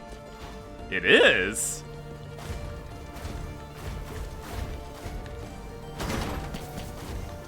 What the hell? Why'd all my projectiles die?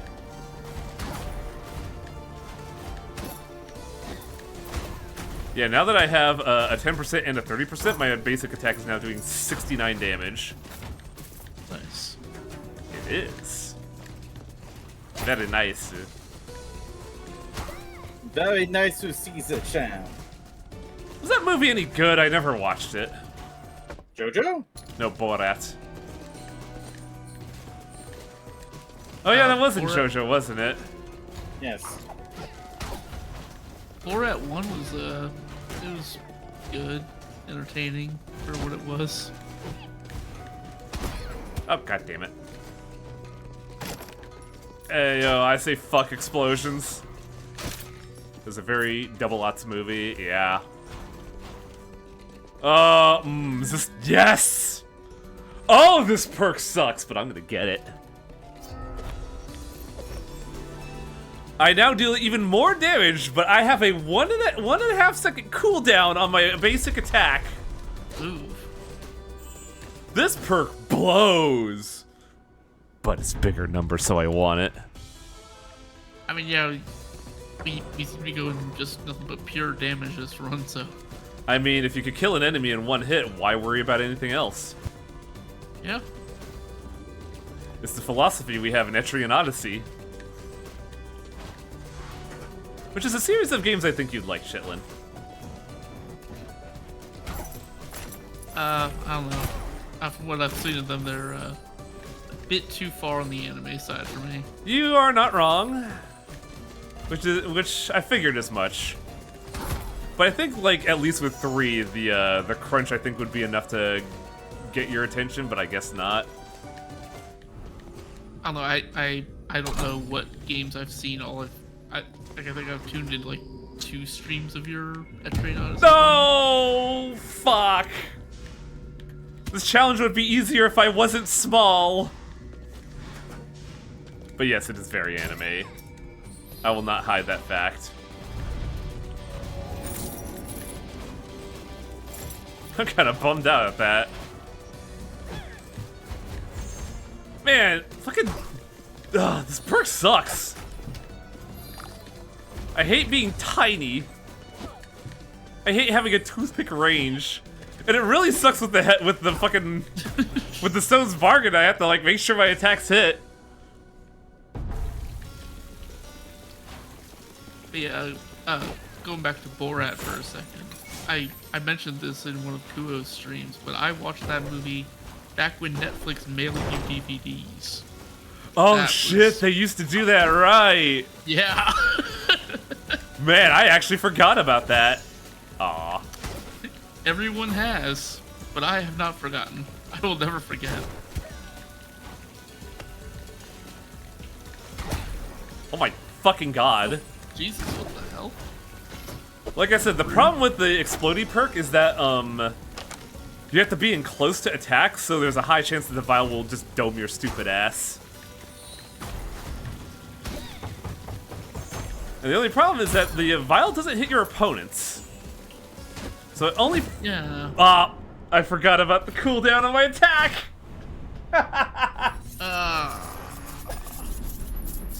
We didn't even make all that much money in this run. We had like plus 60% money. Fuck. We haven't seen Wizard, so I think Wizard would be fun to watch. I think Wizard is genuinely interesting. It's just that a run will be determined by your, the spells you're given.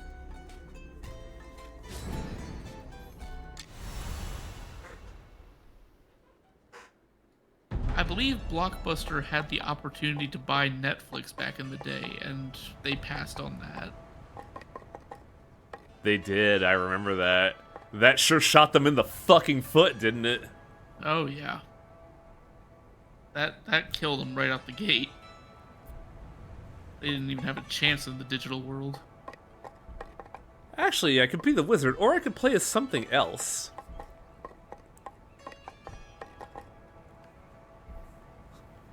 Let's play as the chef. Chefs are really interesting, and I think they have the potential to be really good. It's just that once I get a certain class, I'm gonna not play as literally anything else, because that class is just good. And I think the class in question is in this area.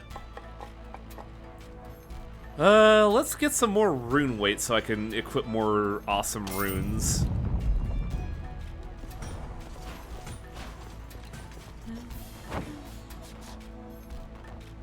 Damn it. Yeah, I didn't buy it.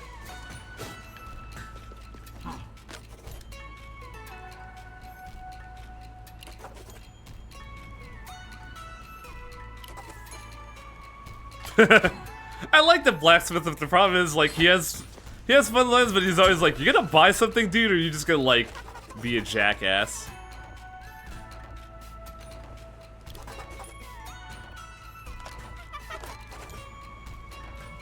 So, Chef has less damage but overall utility. The big thing is, your basic attacks send back projectiles. Also, your attack comes native with burn. So Chef could be really good if you know what you're doing, but the problem is I'm me. I feel like chicken should also heal you more as the chef.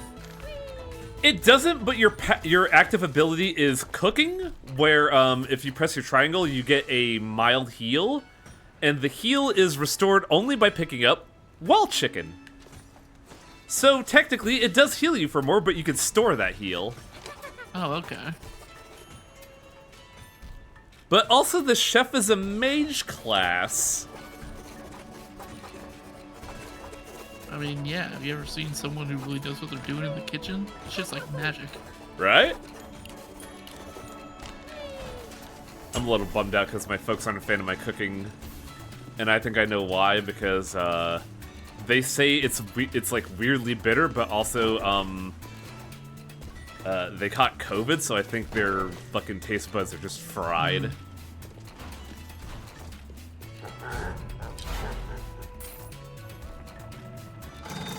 What was he cooking? What was who cooking? Let's see if I can get into the second area at all this stream. And not just have my first run be the biggest... Damn it.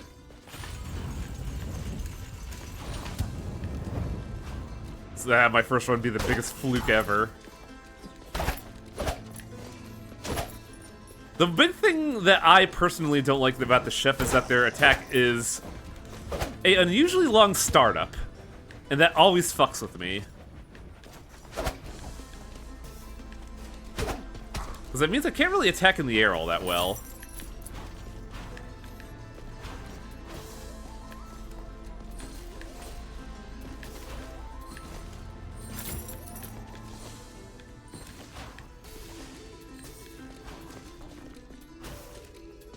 Now the big thing that's, I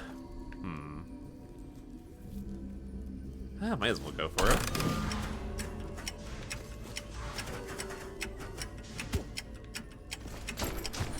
Oh, I think I Have one more attempt. Failure. I don't think I've ever solved that one. Oh, right. I hate... Luckily, burn damage is fucking incredible. But there's a champion mutator that I hate with all of my hate, and that is auto protect. Which means enemies become a huge fucking problem. Time to cook.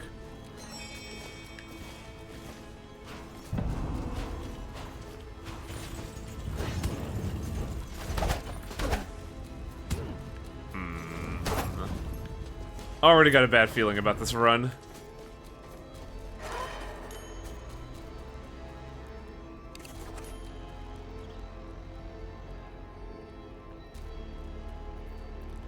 They put me in the kids' table. No.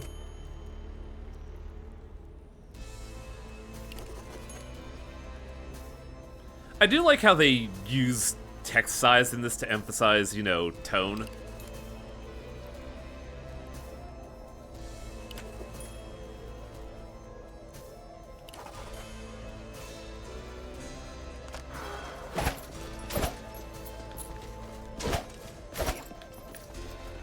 The other problem I have with the chef is that because your healing in this game is dependent on RNG, chef has it bad because sometimes you just don't restore your heal, and then you're just up a fucking creek. And it really blows sometimes, which is why I want to like the chef, but I just never seem to have good experiences with it. Oh yeah, the skill crit for a chef is Reflective Projectile.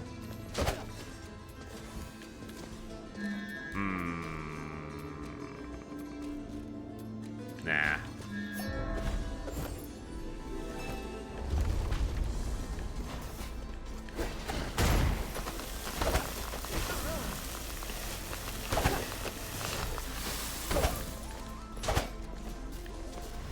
Thought that was it. Oh! Wait.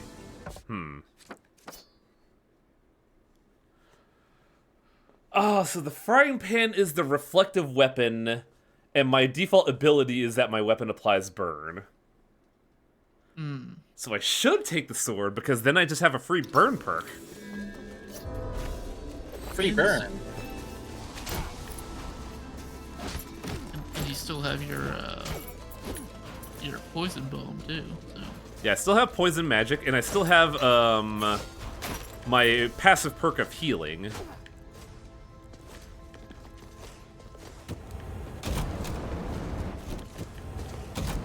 The only thing that changes is the weapon.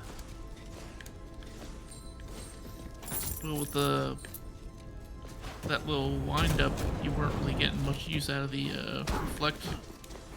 Yeah. So. The thing I've learned most of all is that with all the cool stuff like, you know, projectile attacks and all that stuff, I learned that, like, really, I just want to get up in someone's face and beat them. I don't like any of this projectile stuff where, you know, like, weaving in and out of combat. I just want to get up in someone's grill and punch them. That's why I like the sword.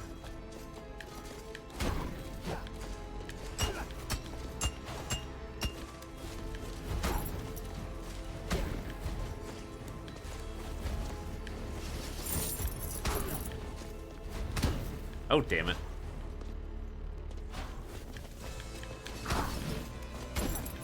The sword is also perfectly fine. In fact, it's kind of better than the fact that we have burn on it as well.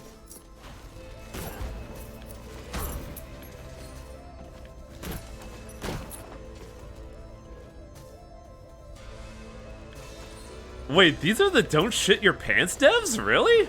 Oh yeah, it is, because that was part of their whole, like, history thing in the first game. Yeah. I completely forgot about that. I think that was also, like, the main draw of why I played Rogue Legacy 1 in the first place, because I remember Kiroshi playing Don't Shit Your Pants. I was like, oh yeah, we're gonna have humor here, right? If I remember right, Don't Shit Your Pants is also in Death Road to Canada, which is really funny.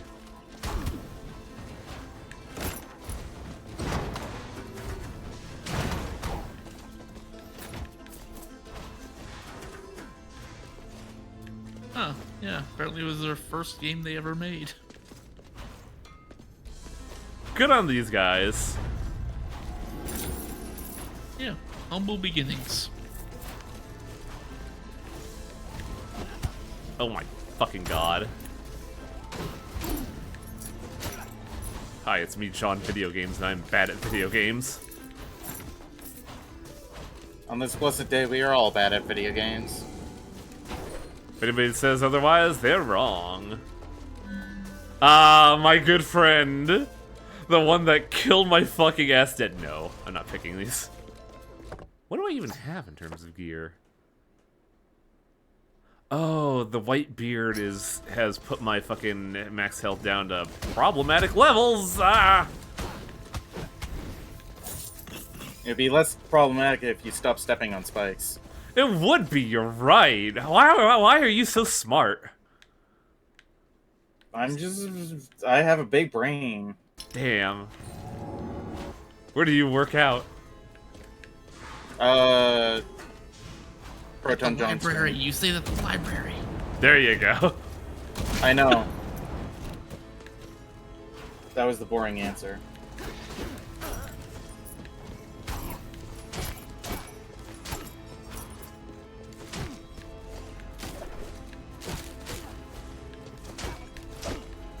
How awkward would it be if you were a teacher in this day and age, and you tried to slip in a meme during class and your kids call you out on it? I'm really thinking about this because someone I know is becoming a teacher, and I'm just like, oh no. I mean, my best friend is a teacher, and Well, I say, she routinely puts in the most stale memes possible just to amuse the kids. ah, I see. Because just in case anyone gets them.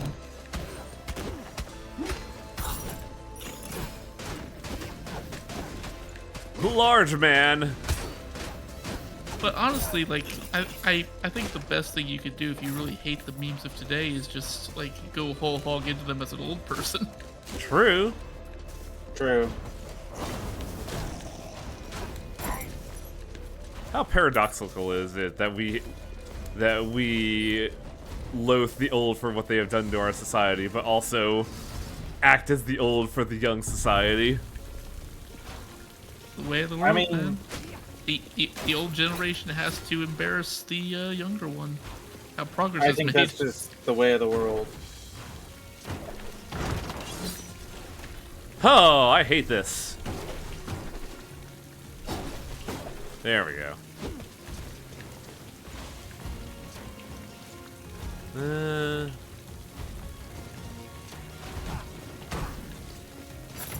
Man, I thought I'd guess it now that. Large man, fighter of the small man. Whoa, conqueror of the world. Get out of here, fish.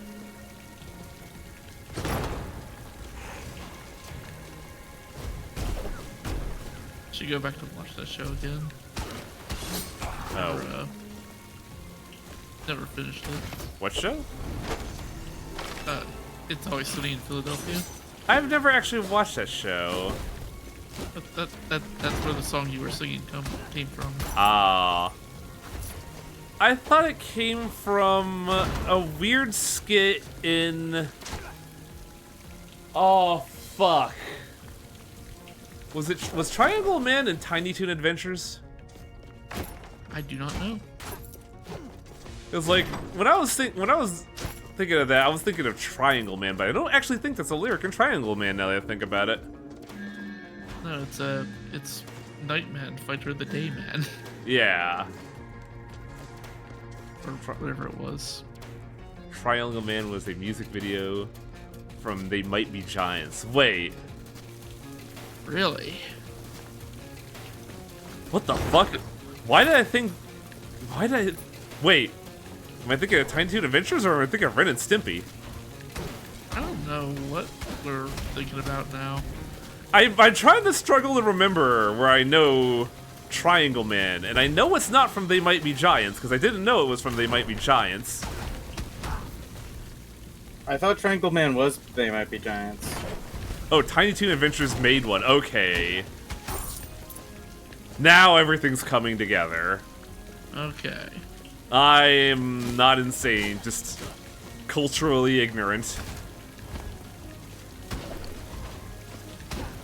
Yeah. Yeah.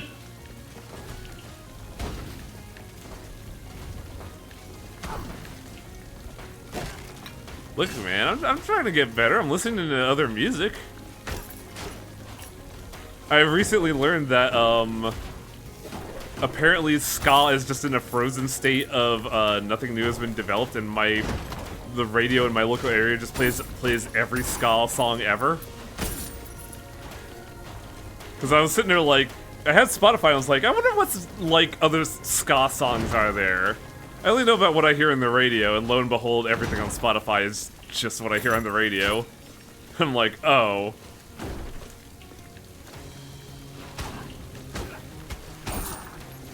You know, honestly, I'm surprised you're into ska I in like any capacity.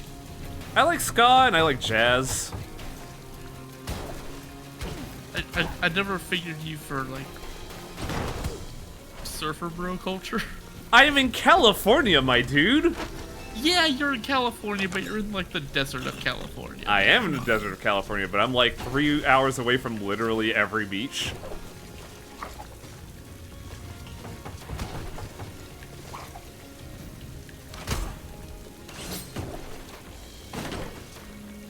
I basically grew up with surfer culture.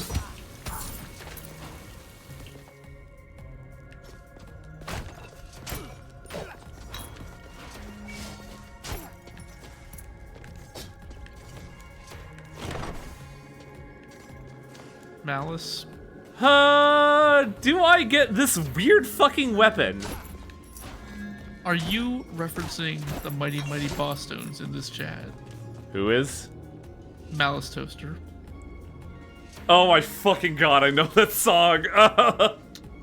Because I'm just saying, I'm still a mod here, so, you know, choose wisely. No, leave him alone. They deserve that. How dare you reference this thing while I'm here? I tried good and hard to leave that past behind me. Well, you hang out with me, so you're never gonna. At least that's the impression I get. Oh,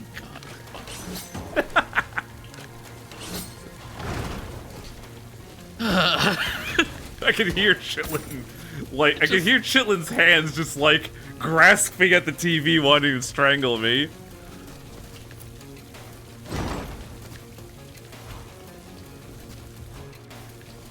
Only I could mute Highwang in real life.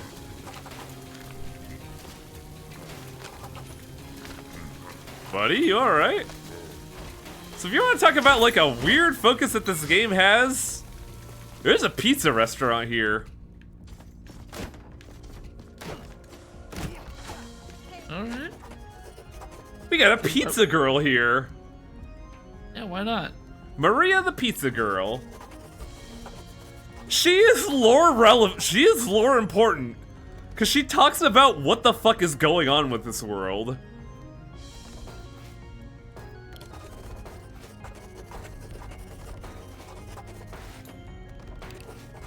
She's also mechanically important because for a fee, she will make a teleporter permanently available across all your runs.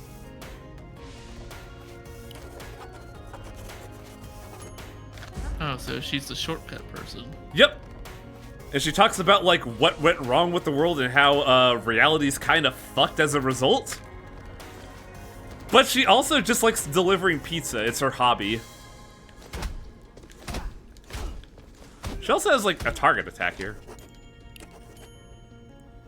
Tomato, mozzarella cheese, sliced mushrooms, red pepper flakes, green peppers, pepperoni, light sausage. I mean, that's just a combination pizza, right? Yeah. That's nothing special about that one. Tomato, double matzo, pineapple, ham, pepperoni. Basically a Hawaiian pizza. Tomato sauce, very light. Goat cheese, spinach, basil, oregano, cherry mushrooms, arugula, olive oil. I'd like this outside of the cherry tomatoes, personally. Yeah, I'm not much of a tomato guy. Though I would like some protein there. Tomato, matzo, double pepperoni. Hell yeah, this is great.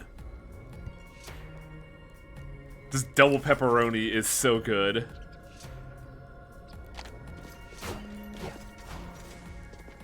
Also, the little light, like, description there, it's implied that the pizza girl also sets up all the targets here. Just weird little bits of trivia for this game that are important, but also, like, bizarre in some capacity.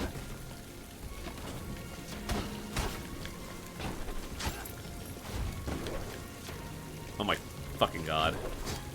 No! You get to live, asshole eyeball.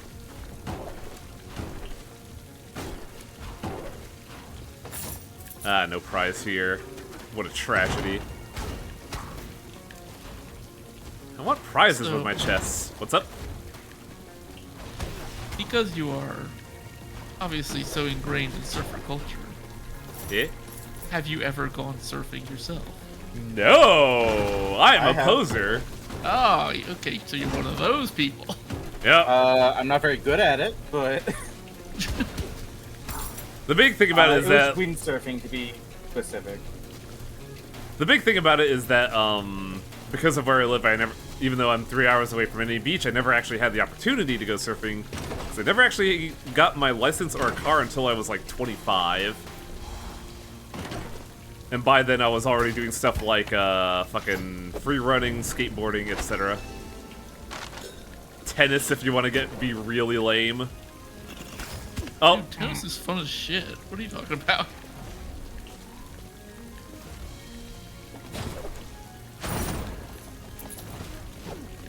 game, I would really like a wall chicken right now, god damn.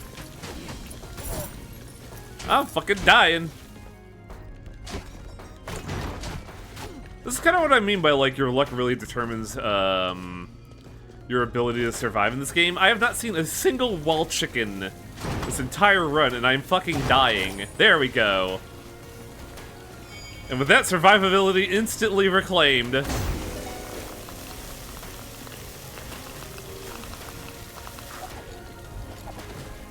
Well, your luck can turn around in an instant there, Hiram. Sure can. Darn tootin'. Not saying that after watching Tombstone this earlier, or last week. Dude, Tombstone's a fucking great movie. It really is, but also, man, about halfway through that movie, Kurt Russell goes right back to being Kurt Russell.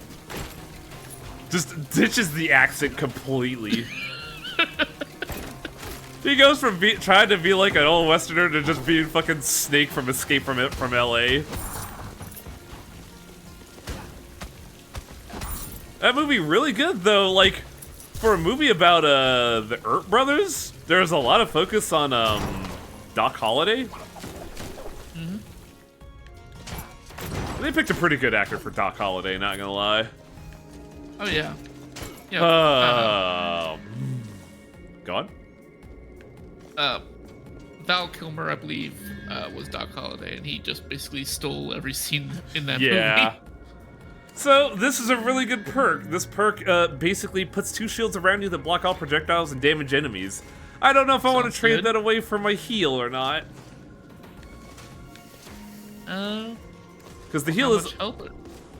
I only have 50 health left, and my heal is only as good as how often I get wall chicken. Which has not been a lot this run.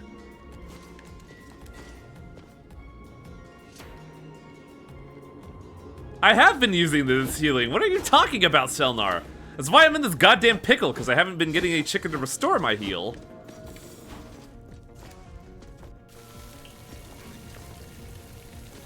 Isn't your heal also your burn? No, what the heal is the talent that the chefs start with, but you can pick up the talent of healing from one of those carts. The chef's native like passive ability is fucking missing my dropkick, but also native burn to your weapon because you're a chef. You cook stuff. Again with the bones up my butthole. Focus is magic crit, just FYI. If I play as the chef, I have 2% more magic crit. Yeah, like, the original, like, the real-life story of Tombstone is basically just... The guys went and just basically shot some people dead in the middle of the street for no fucking reason. Yeah, the movie really romanticizes that actual story, doesn't it? Well, I guess chat gets to win this one, because I really should show off the Ranger.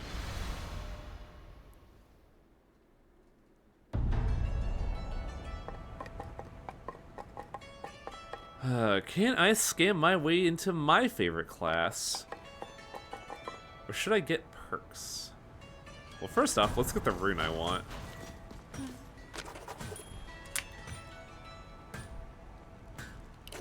I should drink tea more often. You should. Now I have a native 2.5% chance to crit. I haven't found any other runes recently. Well, that's probably because I've been failing every fucking challenge room I find.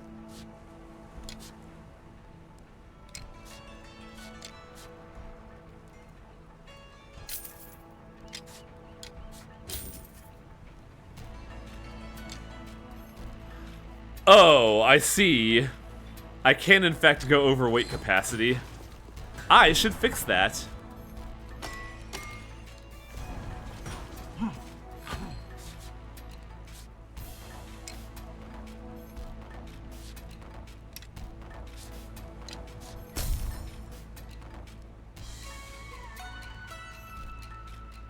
So, there are armor bonuses. I think the original game had them too. Basically, with the Scholar build, magic is stronger overall. How much money do I have left over?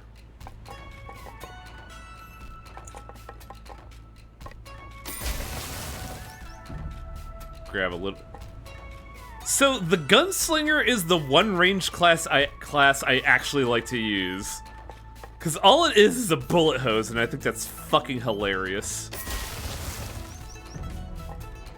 Ooh. Gun. Astrologer is very good. Astromancer is very good. Like, really fucking good. Ah, the Boxer. I think the Boxer is a really interesting class. I suck ass at it.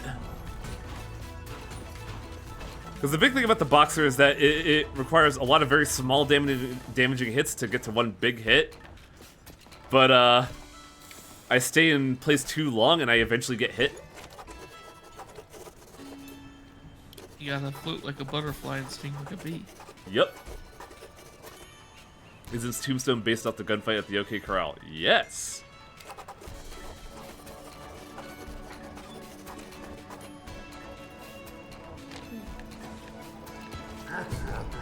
Oh yeah, the moment you find the pizza delivery woman, everybody in town has a pizza eating animation.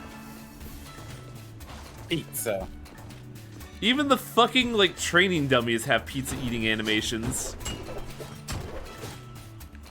It's a shame it's not showing up right now, because if you were paying attention like I was, they showed the blacksmith and the enchantress eating pizza.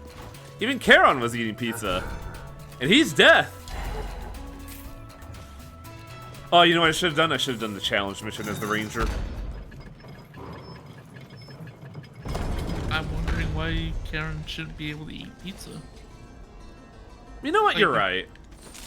Just because he's ferrying people to the afterlife doesn't mean he can't enjoy some good fucking pizza. It's true.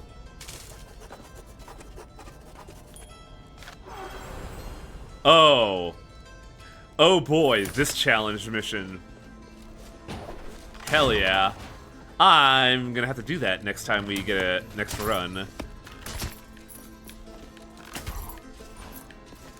So the Ranger's actually pretty good. It emphasizes perfect timing with bow charges. And it's actually a very strong class. Like, if you like doing big number, the Ranger's for you. I don't think I've ever used this. Did you say big number? I did say big number. Big number. And mastery for Ranger is like more power, so like the more you use the Ranger, the more powerful his shots get. fuck is this?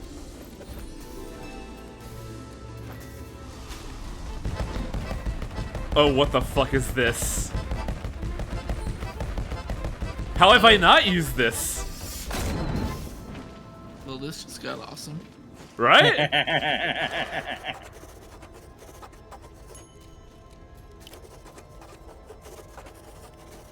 A manrat.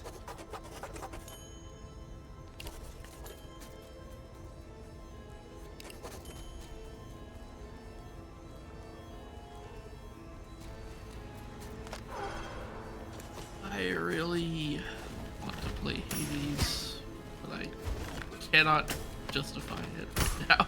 Why not? I tend to get very addicted to things. Ah, and I see.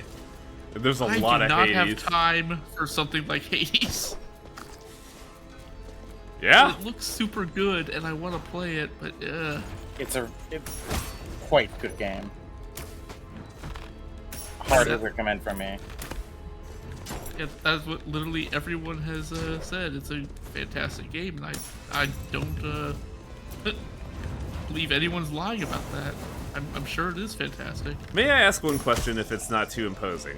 Why exactly do you What's not up? have a lot of time to play video games? Just work and home, and like I get like maybe a couple hours a week to actually sit and play a game. Like most of my time with games lately has been with like Vampire Survivors or something like that. I see. Something I could jump into for like 30 minutes and then not think about for a long time. I feel like you'd still be able to play Hades, but the big issue I would see is like if you only play on like a weekly basis, your muscle memory wouldn't develop. Right, yeah. I mean, the thing is that Hades is like an hour for a run, maybe. Yeah, I mean, I guess that's doable.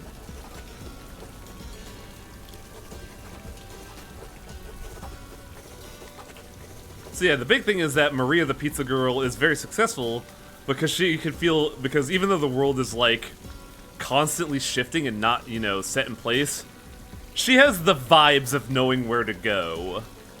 Which is why she's a successful pizza delivery woman. And that's the reason why she is your portal gal. Problem is, she's fucking expensive. I only have 300 gold, she wants 1,500.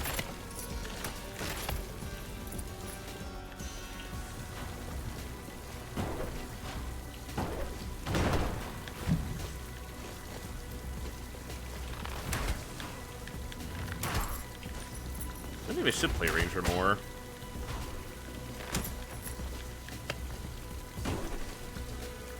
Fuck.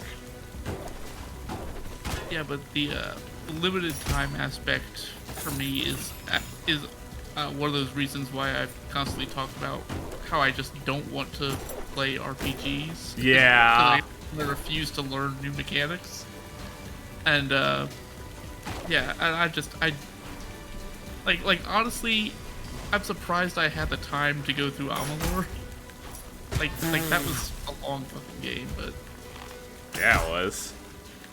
Also, I heard that game sucks. you shut your mouth. That put a state in debt. Yeah, but fuck Rhode Island, really. I only know one person from Rhode Island, and yeah, they deserve it. Damn. That'd be real fucking Damn. funny if you walked in right now.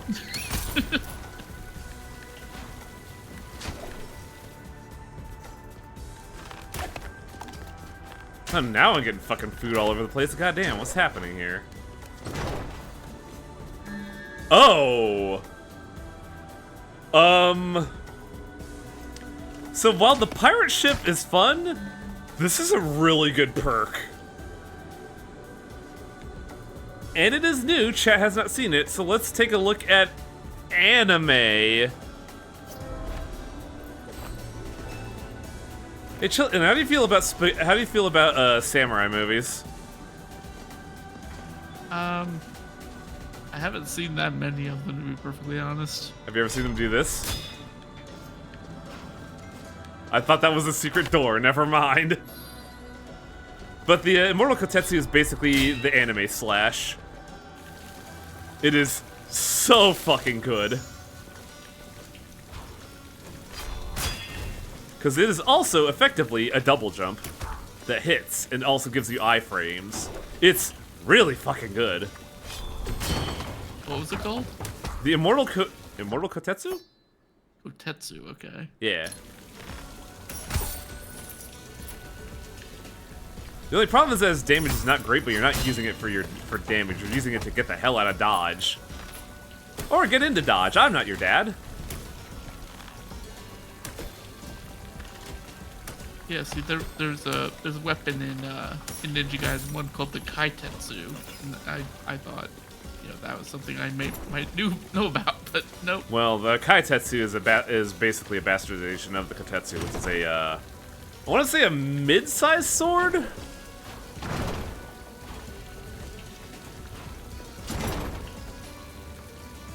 Look, Ko, it's like the one thing in the world I have an absurd amount of knowledge about.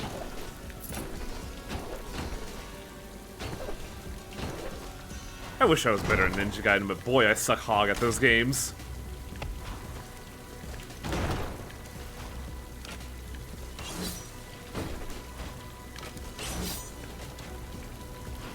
Being good at video games is overrated.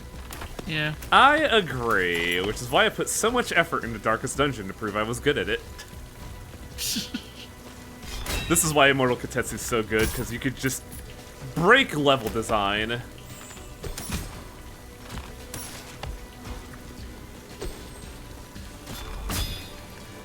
I guess you could also kill things, but you're not going to be killing a lot with this thing. For how useful it is in terms of utility, it kind of sucks ass at damage. But that's because the class it has is kind of overpowered. I mean, yeah, like, honestly, having range seems to be, like, a huge boon in this game.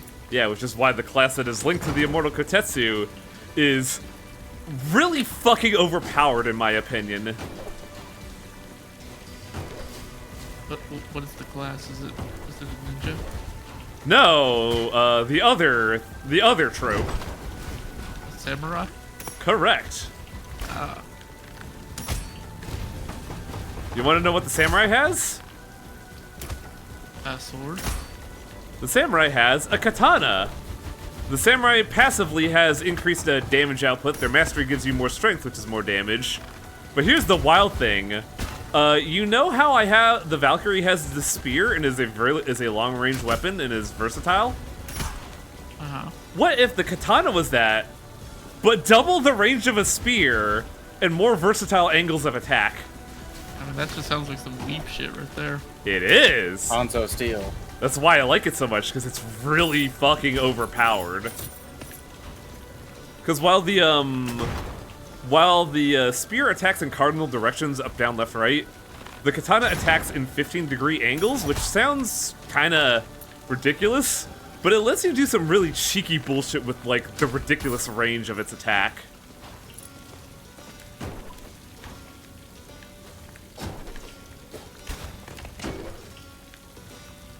That's why I'm hoping to get the Ronin, because if I unlock that, I'm basically gonna possibly breeze through the game if I'm lucky.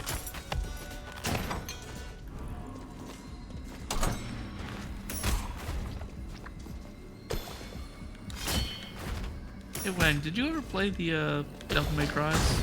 Yes, I did. I'm not great at them, but I have a lot of fun with them. Yeah, they're pretty good. Have you ever played them, I wonder? I played through the entire series at the end of last year, beginning of this year. Oh, so you've gone through 1 through 5? And DMC. Well, which ones are your favorites, out of curiosity? I really liked DMC 2. What? I'm sorry, I never hear that. No, I had a hell of a hard time coming to grips with the DMC 1. I mean, yeah, that's natural because it's their first game. Yeah.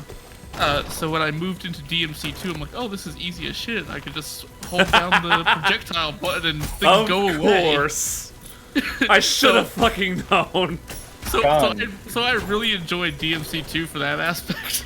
And then you got to DMC3, and I'm guessing you hated life. No, actually, like by the time I got to DMC3, like that game hit the ground running, and I fucking loved it, despite how much I pushed my shit in. Okay, that's good to hear.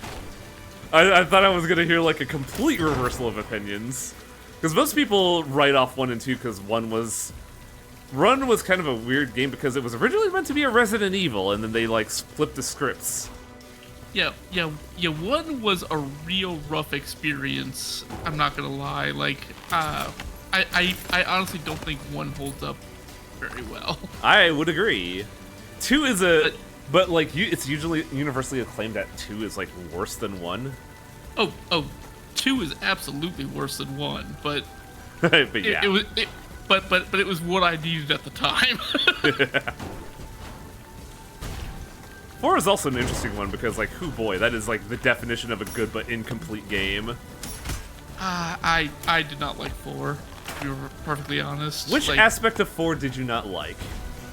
Because, like, it is, like, not everybody agrees that 4 is good, but not great.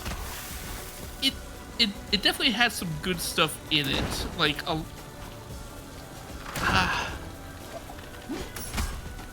honestly, the fact that I had to play as Dante was a big problem. Really? Okay, so... It's funny because... Okay, so I'm going to explain something because this is also a problem I have in DMC5.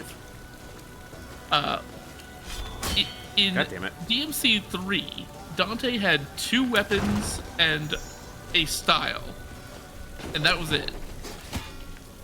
And then in DMC4 and 5, they gave him every fucking weapon just available all the time, and you could switch styles all the time, and they gave me fucking choice paralysis in the middle of combat, which was terrible. This was 4? 4 and 5. I would agree with you there because you have a lot of options, but I always stuck to Blade Master because like that's what I'm good at. I never used Gunslinger because I didn't know that shit whatsoever. I used Royal Guard sparingly. I would swap between Trickster if I wanted to like get around, and then swap the Sword Master if I wanted to deal damage. Yeah, I think I pretty much used nothing but Sword Master most of the time. Yep, I can see that. And like that's kind of like the general consensus is you pick either Sword Master or Gunslinger for your damage output, and you pick Trickster or Royal Guard for your defensive option, and you just stick with those 2. So you don't really feel the need to master all 4. You could do some bullshit if you master all 4, but you don't need to. Yeah. So basically, I felt like Dante had just way too many options, and I felt like bad when I wasn't using most of them. So I kind of just I didn't really like playing as Dante. But also Nero and like the Pope fight especially was such bullshit. I hated that. Playing as Nero? Yeah. There were a couple boss fights as Nero that I just hated. Oh, because they leaned into the grapple gimmick, huh? Yeah. And I didn't really understand the grapple gimmick until like the end of the game. So. I don't think the game did a very good job of teaching me, to be perfectly honest, but whatever. I was gonna say I actually like Nero because he's so finely tuned. I fucking love Nero in DMC5. I think that is like the perfect like action game character right there. Yeah. DMC5 overall was pretty good. I liked it a lot. Mm-hmm. So here's the funny. Go ahead. I do not like V. V was kind of half-baked, yeah. Yeah, I don't know what I was doing with V. I just kept mashing buttons and I got S ranks. I didn't feel like I ever understood what was going on with V. So, first off, I just want to elaborate, like, I just cheated on this challenge because Immortal Kotetsu is bullshit. But, V is basically what is called a, in fighting games terms, a puppeteer character. And they're pretty easy to do if you know what you're doing, but it sounds like you didn't know what you were doing, but you're still getting by pretty well. Yeah. I had zero problems throughout most of DMC5 playing as V, because, I mean, if an enemy came up next to me, I could just grab onto a bird and whoosh, I'm on the other side of the arena, and they couldn't do anything about it. It's like, okay. Wahoo! Yeah. It's like, Fuck. I don't... I like DMC5, but honestly, my favorite game in the mainline series is DMC3. That's a lot of people's general consensus, is that that 3 is like the peak of design. Also, out of curiosity, what about Devil May Cry Devil May Cry? I fucking love that game. That was fantastic. Really? Well, I hear as a game it actually is pretty well out on the definitive edition, but like, kind of fucking hate the character personally. Like, I could not get around liking that fucking like, that fucking like, edgy ass motherfucker. Oh shit. I actually didn't mind Dante or whatever Dante. fans call him. They call him Yeah. Dante because of the Mexican mod meme. Right. Which Yeah. which honestly made it a lot more approachable to me. It's the only reason I know what the ending even is. Yeah, like I didn't I didn't mind his new character or his new design or anything like that. I thought he was fine. Reminded me of people I knew in like high school. That's kind of why I hated him. Yeah, he was kind of a douchebag, kind of an asshole. But you know what? I kind of can't help but appreciate him. But yeah, I just really liked how smooth that game played and how easy it was to chain weapon attacks in between each other and stuff like that. It was just really an enjoyable game to play. Yeah, I never actually got into it because that is that is like probably my most prime example of how aesthetic could really make or break a game for me, because I did not like how that game looked whatsoever. And then, like, props to people that like the game. You're allowed to like what you want. I just could not I just could not get over it. Well, I mean, I think we've all been there where, you know, a game we can accept is probably good, but we just not going to play because it looks bad to us. So, I know I've got a few of those. Like Dwarf Fortress. I wish I was better at Dwarf Fortress, but I don't have the mindset for that. Like, I just sit there like, I don't know what the fuck to do next. Yeah, that's kind of the big problem with Dwarf Fortress, in my opinion. It's why the community has, like, such a culture of, like, okay, well, time to make a mega structure, I guess. Make a big fucking, like, statue or something, I don't know. Time to be a baby and heal up.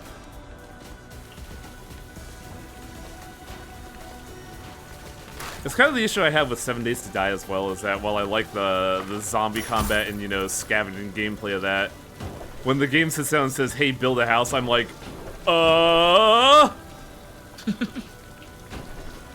That's why I just steal houses in that game. I don't ever build my own house, I just, like, take one. Oh, hey, we're at the second boss.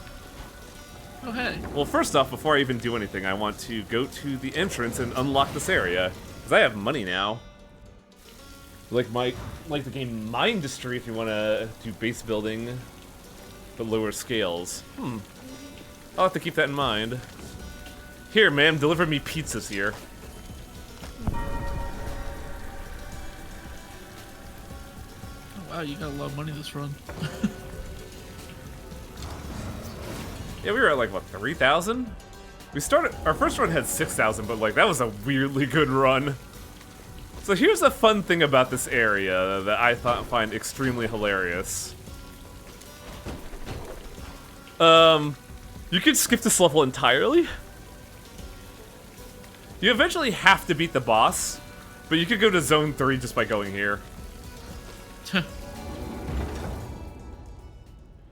But if you do that, you can't just go backwards into Zone 2, so you can't just like do runbacks of this boss. I don't know why this is a boss. It doesn't really feel like a boss like the other ones. That's not a Void Beast, that's a pirate. With a big ol' ribcage stick.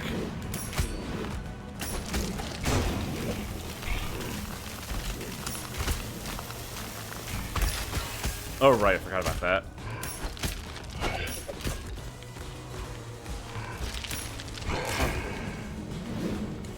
The problem is that my damage output isn't great, so every mistake I make fucking sucks.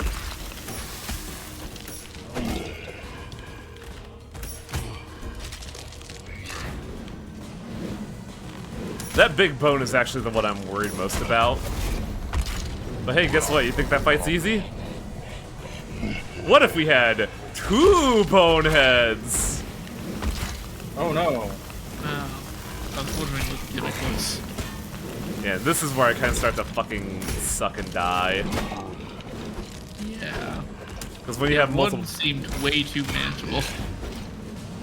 Because once they start layering their attacks above each other, I just forget about attacks.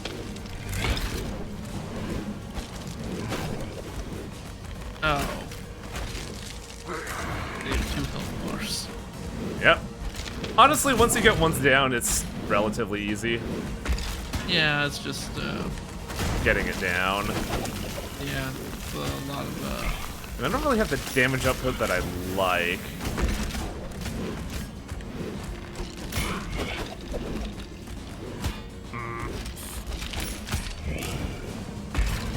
Yep, that's what I'm... When stuff like that happens, where they layer attacks, that's when it's a problem. And that's the issue I have with the Ranger, is that even though you have big hits, in order to get the most damage output, you have to get the perfect charge. And that slows down your deeps. I think this could go... Ooh. Compulsive Hoarder, really? What is this? With the Kotetsu of health... It would have if I remembered that, because that would have allowed me to dodge some attacks. But I fucking forgot. oops. Yeah, it happens.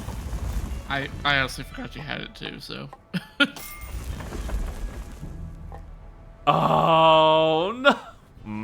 No. My favorite class. It's right there. Fuck. Ah, the Dragoon, the floor tank. Dragon Lancers. Dragon Lance is the weapon I had in the first run that made me go the distance. The fucking Sparkster weapon, it's so fucking good. But let's try something different, because I have this class here that I never unlocked. The Duelist.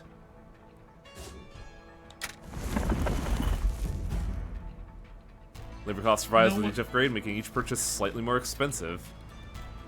No one remembers the Dragonlance books, Kuo. You're alone in that. Even I don't know about them. So the Rapier is weird in that your basic attack is slow, but you could like combo into your jump attack, kind of like with the Symphony of the Night. But you don't crit off this trait, oddly enough. This one also crits on dash attacks. Ooh, But you also have a dodge roll, which gives you crit. fancy. It's a pretty good class. I'm just not really great at it. I'm also broke again. So we had gotten the Focal Rune, but that increases magic crit, so eh. We also got the Trick Rune to get mana when we spin kick. And I think that was it. Here we also got the Scholar Necklace. We also unlocked the Architect, where, if you really like the dungeon and you just wanna, you know, keep going, you can lock it in. Which means we could just go to the boss now if we want. Yeah, that was a thing in the original game too. Yep. I remember. It's a good mechanic, I just don't really use it all that much because I value getting money above all else. And he has a finder's fee. Yeah, like the locking of the dungeon is something you do when you've, you know, leveled up enough that you know you can beat a boss or something like that. I feel like we Yeah. could be the boss now that we have a faster weapon.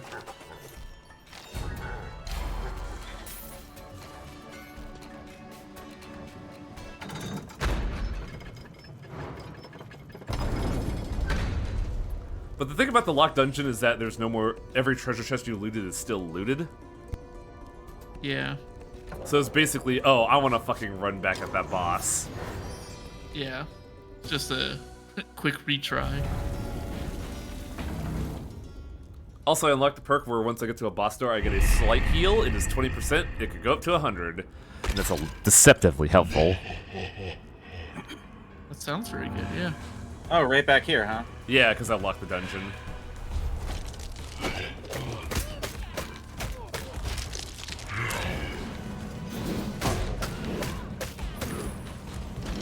Yeah, notice how much faster I'm dealing fucking damage to this guy. Oh yeah, it's way faster.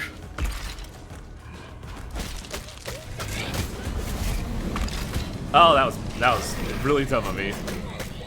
Unfortunately, we don't have the range now, so... It's fine, because I have dodge roll. Does that give you iframes? Yes, throughout the whole animation. Oh, good. This is why I like I'll make melee this fight a classes. lot easier then.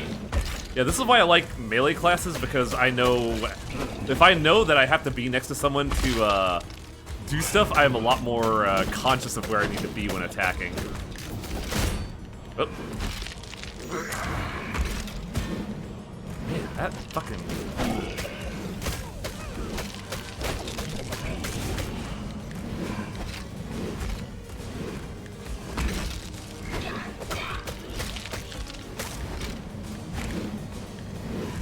They really like doing that setup, I've noticed.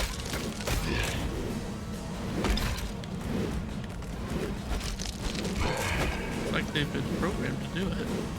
Right? Oh my fucking god.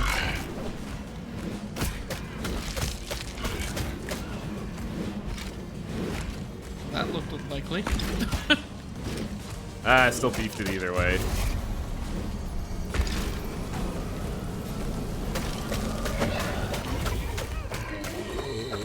Also, the rapier's like a lot longer than I thought it was.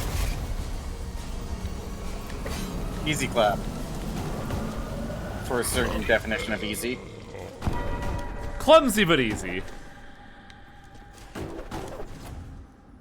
Gimme. They come with a soul gem. They're also mandatory for the win, but also they don't get a portrait for some reason. That's weird. Yeah, that unlocks the door to the third zone.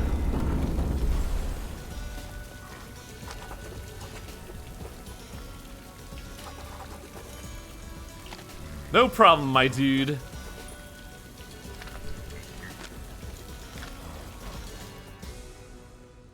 Would you openly acknowledge the pirate in your family? Fair.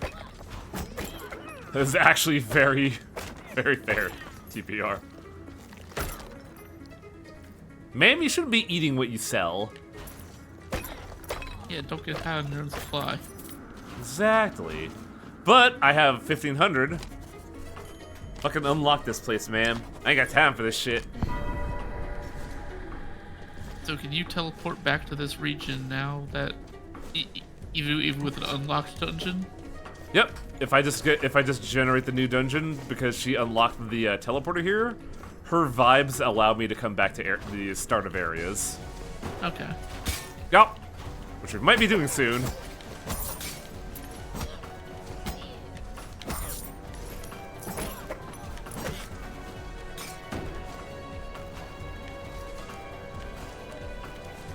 This is a plot room. Hiya.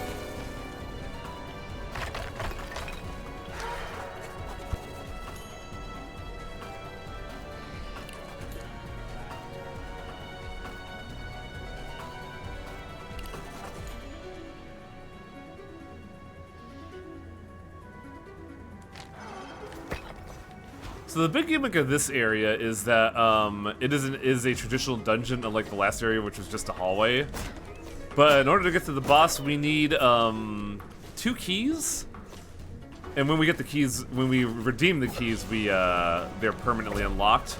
But the big one is that we absolutely need the next perk. The game will not let you progress until you have the next perk. Which, in a way, the first boss was also like that. But you can't really, like, just bull rush the boss. You have to have the next perk. Which, I would argue, is a very good perk.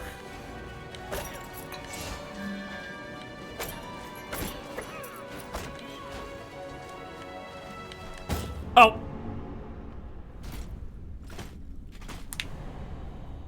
So the big flaw of the Duelist is they're not a very vertical class.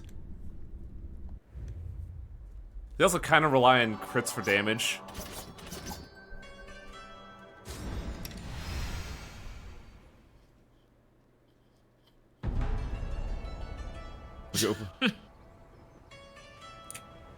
Big flaw of all these classes is you're not wrong.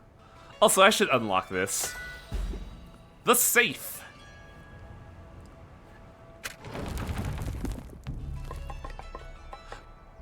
Oh, I don't have the money. No. What a shame. God damn it. Had to spend all your money on a safe. What's Well- a safe gonna do for you? Oh, I have a weird perk. Oh, I don't like this. I have permanent slow fall. This is weird. I don't see the problem aside from doing any sort of down attack. What's up, Torpin? Hi. How'd you enjoy Battle Network? I had fun jacking in all over the place. Oh, hell yeah. This challenge sucks. I couldn't stop jacking in. It was a real problem. Sure sounds like it. My family's falling apart way. Actually, this is pretty good. Oh.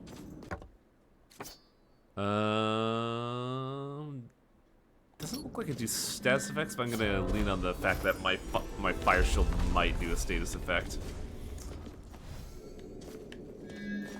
Critical chance increased by 10%. Critical damage increased by 20%. Give me that. What is I'm the... really glad that jacking in didn't become the standard terminology for the internet. Yeah, it's really great looking back at those games, and it's like, ah yes, the PET can do all these cool things. I'm like, yeah, my smartphone's better though. Yeah, but it's not a cool anime. True, it doesn't have a program built to cyberbully people in it. You're right. That I can install an emotion chip in so I can chat with it. Hey Chitlin, you remember the problem I had with the previous boss fight? No. You know how it was like 2 enemies, so it made it really hard to manage? Oh, yeah. What if we had that again?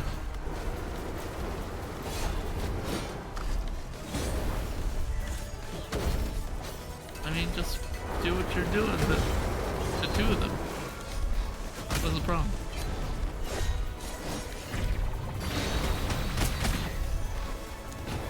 Oh right, I forgot he also has a magic fuck beam. I think it bugs me more that the health bar doesn't stay on screen and they each have their own. Am I in the wrong spot? I am. Chosen poorly. It's actually pretty hard for the wizard for me. I can do that too, check this out! Ow. Kamehameha. Yeah, and they can punish you for it too.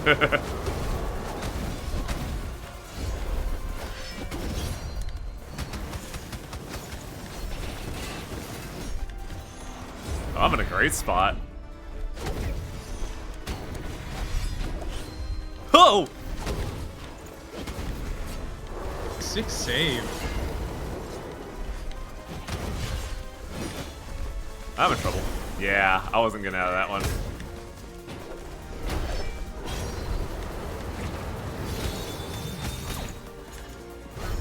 Oh, my damage output is ass! Yeah, that increased crit chance is definitely worth it. Oh! Got one of them. Nope. He's just going to phase 2. Oh. Which actively sucks, because he fires homing attacks on phase 2 that I can't really deal with as the wizard. Pain. I'll give it one more chance and then bail if I don't really succeed with this, just because I don't really feel confident with this as the wizard.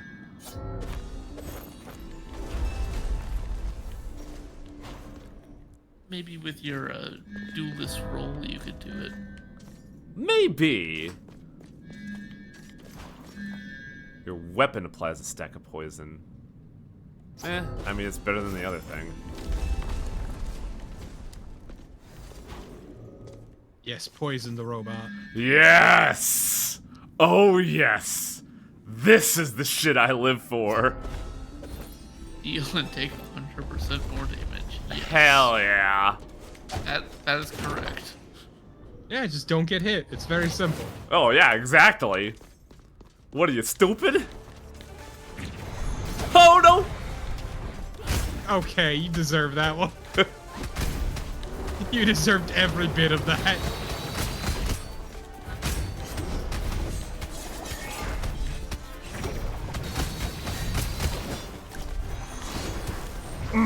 Don't like that.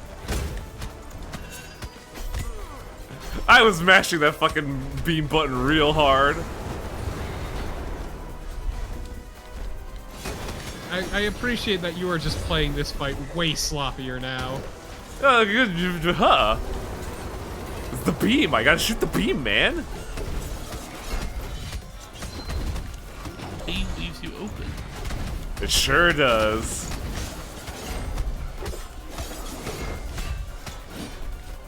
Oh, what? I really should use L1 for. Oh, fuck! Okay, I wanna run that. I gotta run that back one more time. No, that was fucking great. It was. I was. Yes! Fucking talk shit, get hit, motherfucker. Do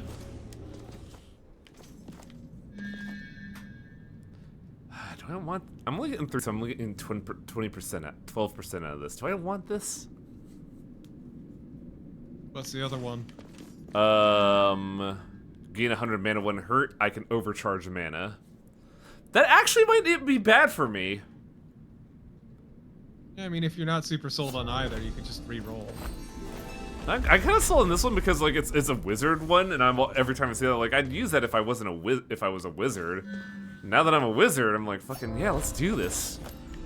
Fucking let's go. Wizard. I am not good at range classes. I am face beater through and through.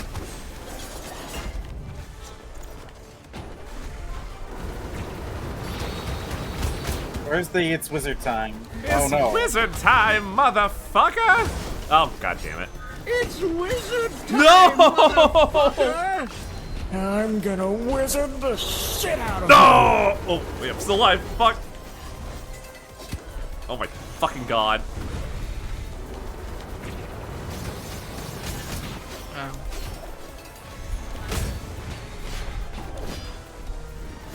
Oh my god. Maybe I should. You can't do this to me. I'm a fucking wizard. Okay, one more time. I promise. Uh-huh. Look, I just get so hype on the dagger is all. What do we got out of this? We You get. know, you played it really solid and safe the first time. But then when I was just like, oh, I could just rush the damage, it'll. Ooh. I have double wizard beards. Ooh, whole beards. My weapon gives a status effect, so this is still good, so that's a really good perk.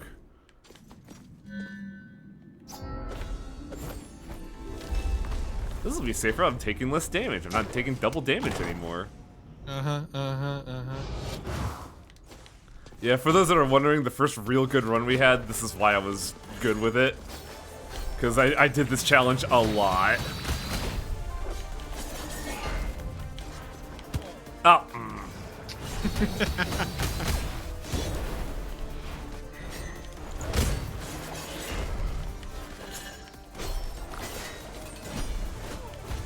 The thing I hate about the wizard staff is that it has such short range. Fireball.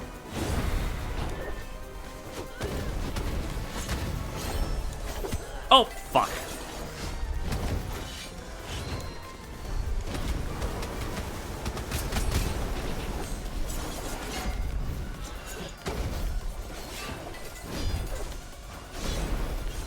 Oh, thought I got out of there.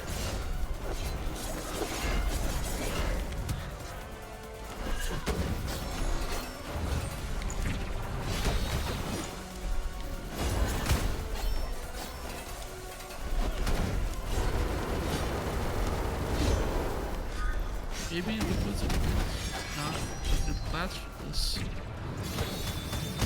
Because, damage output kind of sucks. Yeah.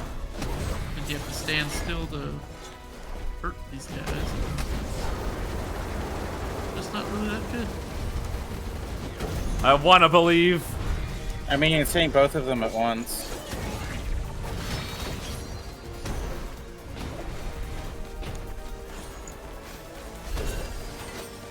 The fact that they leapfrog their attacks so much is the real problem.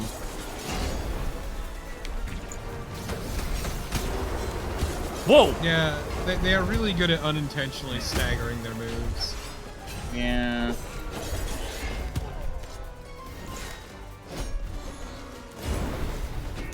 It's part of why I really like using the melee class against this fight, because I'm really good at bull rushing then.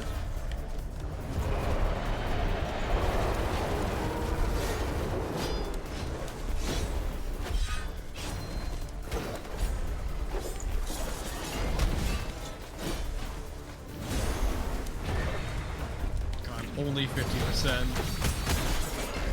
Oh, no. Ugh. Yeah, I'm not feeling this as the wizard, unfortunately.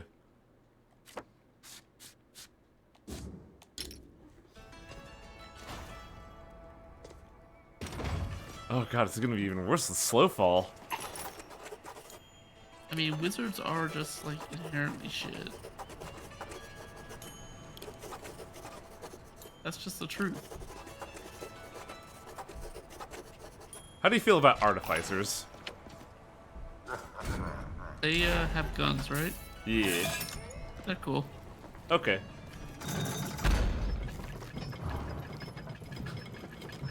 Ah, I see Kuroshi as a barbarian. Was there ever any doubt?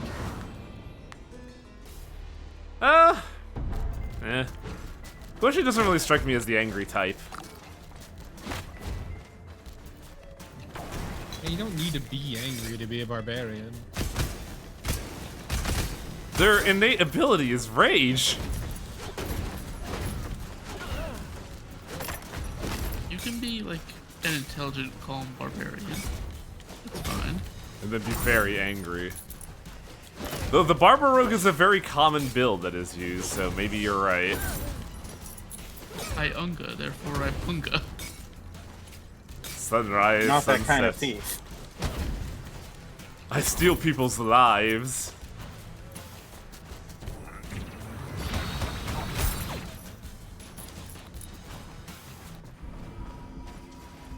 Which one was this? Oh. Can't we do this? If you believe. Nope. The inability to attack vertically is a real problem for this. Also, the slow fall is really fucking with me.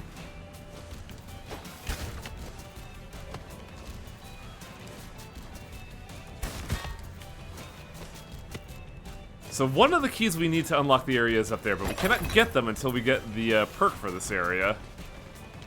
So our first and foremost plan should be to find the unlock in this zone.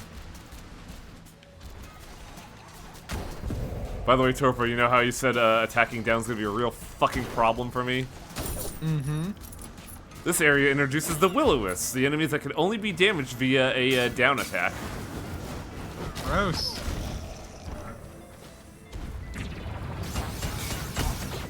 Man, this laser beam kinda sucks, actually. Yeah.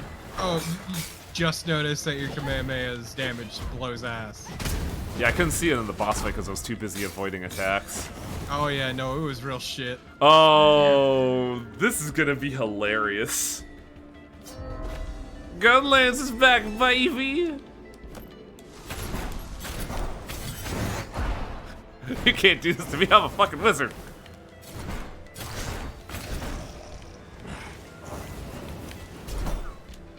Oh, this is gonna suck ass. Oh my god. It's fine. Even with wizards being maybe like melee boys, this thing does a really respectable amount of damage.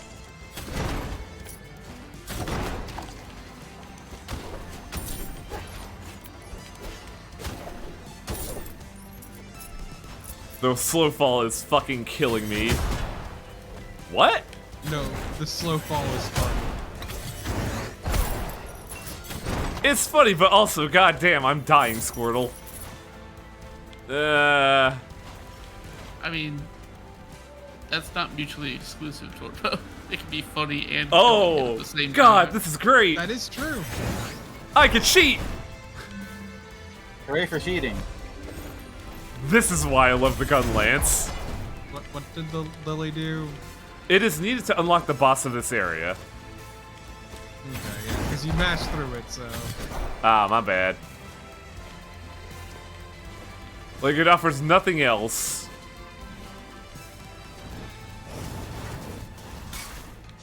I'm gonna go back and steal that key. I mean, the wizard's not out of spells. He's just, you know, seen the light. It's true. That magic is stupid, and he shouldn't have bothered. I'll get there eventually. And the issue is, his magic isn't strong enough. Yeah, I got some pretty shit spells. Like, if I got something like Poison Bomb, maybe it'd be worth it. Yeah, That's- your Kamehameha sucks ass.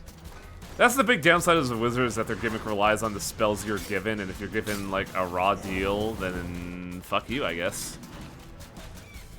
Which is always the case of a roguelite.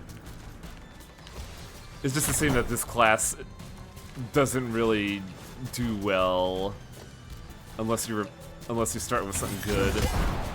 Or just get the gun lance again. It's not a gun lance, I just like calling it because of the sound it makes. I don't know, man, I was more of a Charge Blade player. Same here. And Bug Stick. I do not understand how you understand the systems of those weapons. They were beyond me. The Bug Stick is very simple, thank you. Oh no, my one Charge weakness. Blade isn't that complicated. I just press buttons and then things happen. Look, man. And I mean- gun lance was so simple. I just slam my stick in the ground and people explode. The Gun Lance 100% was not simple. Honestly, the gun lance didn't jive with me. Also, the Gun Lance also had to deal with guard points, much like the Charge Blade. It is true, but I never worked with those. Because you're weak and will not survive the coming winter. Do I lose max HP for putting burn on my weapon? You really need burn on your weapon? Nah, my damage comes from, spamming it. I'm getting the hell out of there. That place was bad news.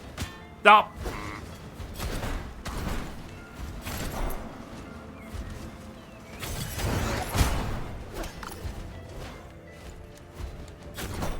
Had really good luck on the health drops this run.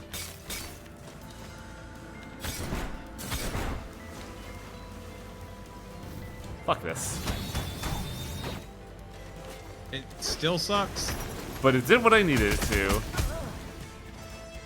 Still a low level, yeah.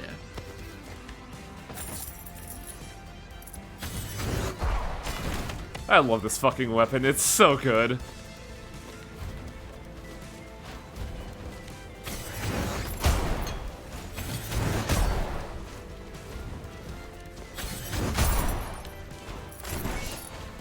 No! Get me out of here! Damn these hollow bones of mine.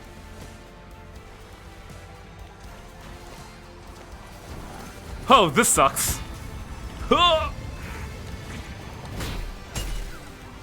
Wow.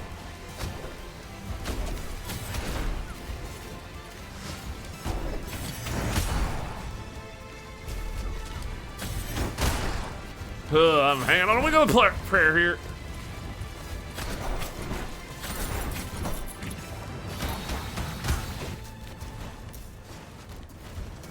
are there wizard spells that don't suck? The very simple ones like Fireball, Poison Shot, etc. Anything that is not, you know, gimmicky bullshit is really good.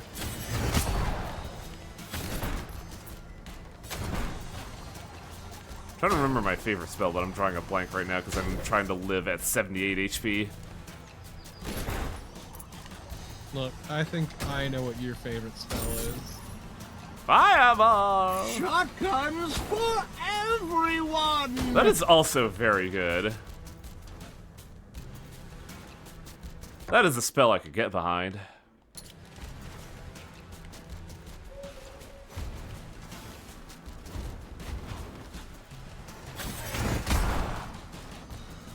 God, I love this fucking lance. A very dumb weapon. I mean, if you ever played fucking Rocket Knight Adventures, it's right up your alley.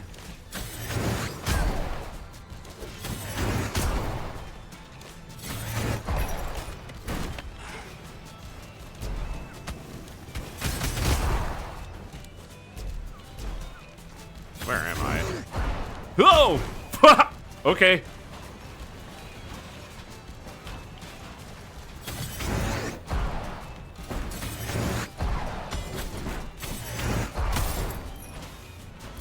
The thing you'll find as you see me play more and more with Dragonlance is that I suck at darts.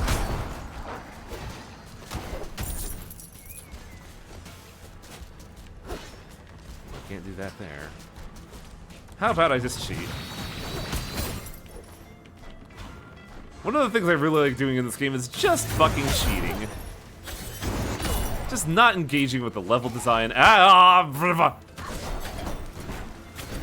did the zombies fit in those wood planks? Very carefully.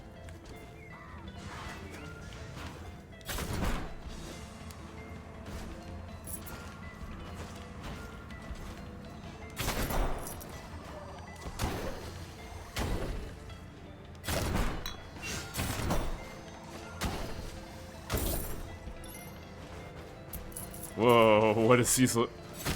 Magic missile shotgun. Isn't the magic missile already a shotgun? Kinda? And you can't really miss with it either.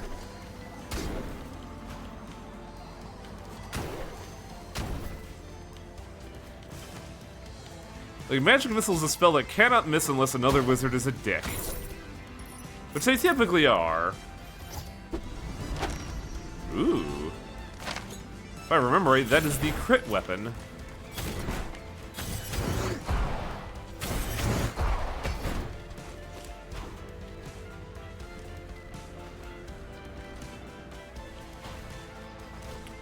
God.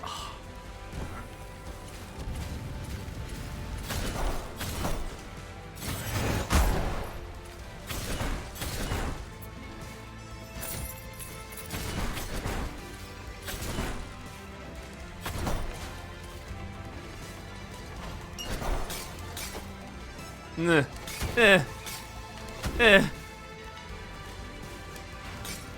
The ice level. This ice level is funny because you don't really have, like, ice physics, you just get slowed down. And I kind of appreciate that. Oh! Ah! You've been zombed. I sure have. Got him. At least I made a respectable amount of money to do one more, plot.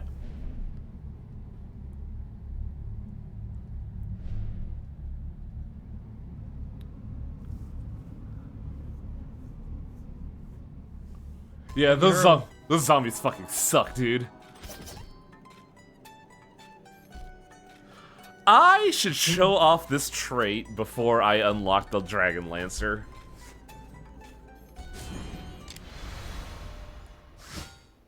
Cause this trait kinda sucks.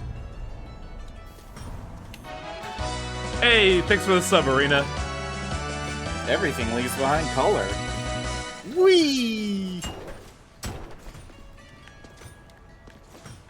Yeah, this one is very bizarre. Oh no, I can see how this is going to get stupid real fast. It is not just you. Yup. Is that all it does? Yup. Visual noise is fun. There That'll we be fun go. for long boss fights. So this is my favorite Won't it? class, but it is not the class I'm good with. I really like the Dragon Lancer, as you can see in that last run.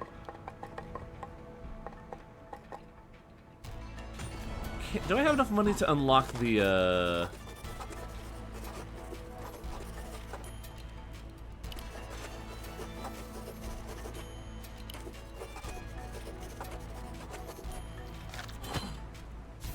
I cannot afford the Warden weapon. Oh, fuck. Tragic.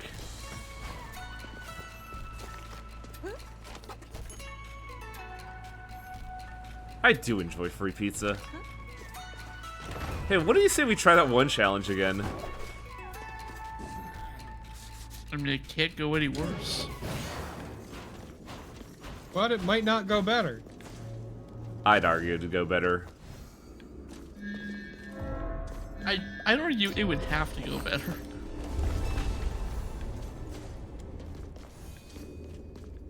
I don't like any of these. Here we go.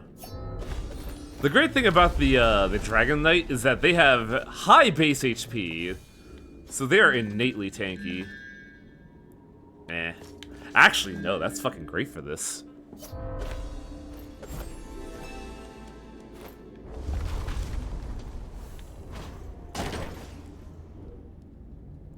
Also, the talent by the Dragon Knight is really good for projectile spam.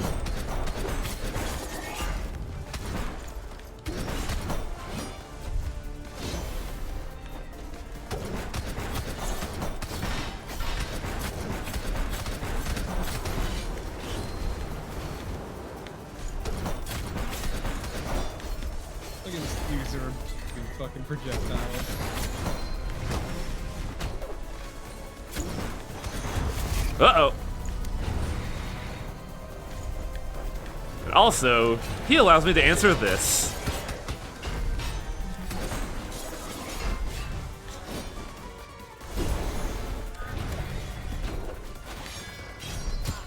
Ah.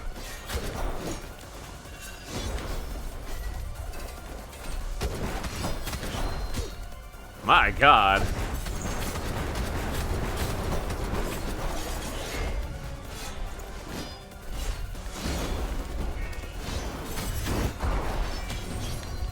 Nope.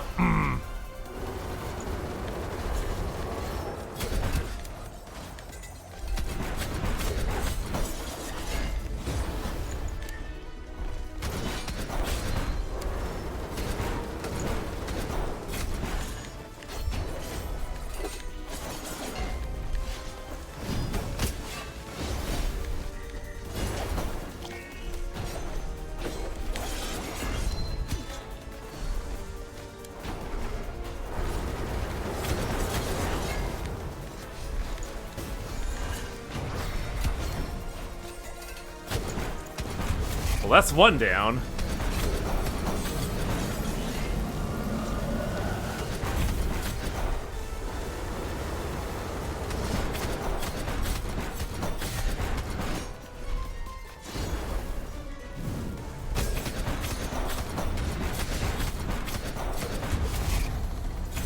There you go. You're fucking doing it now. Oh yeah. I fucking love Dragon Lancer so much.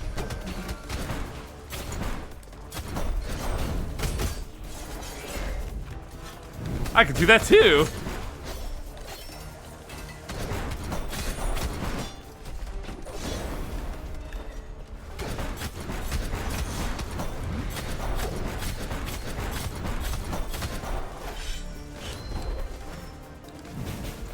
What? All you need is a class that didn't suck. What was that? So all you needed was a class that didn't suck. Yeah. Also a class I'm really good at. B++? Oh yeah, because I got a lot of artifacts. Oh, so you lost half your health. The health penalty is not as bad as you'd think. Do I have any soul gems from beating the last boss? I do. Can I buy anything else? Not really. By Master Smith.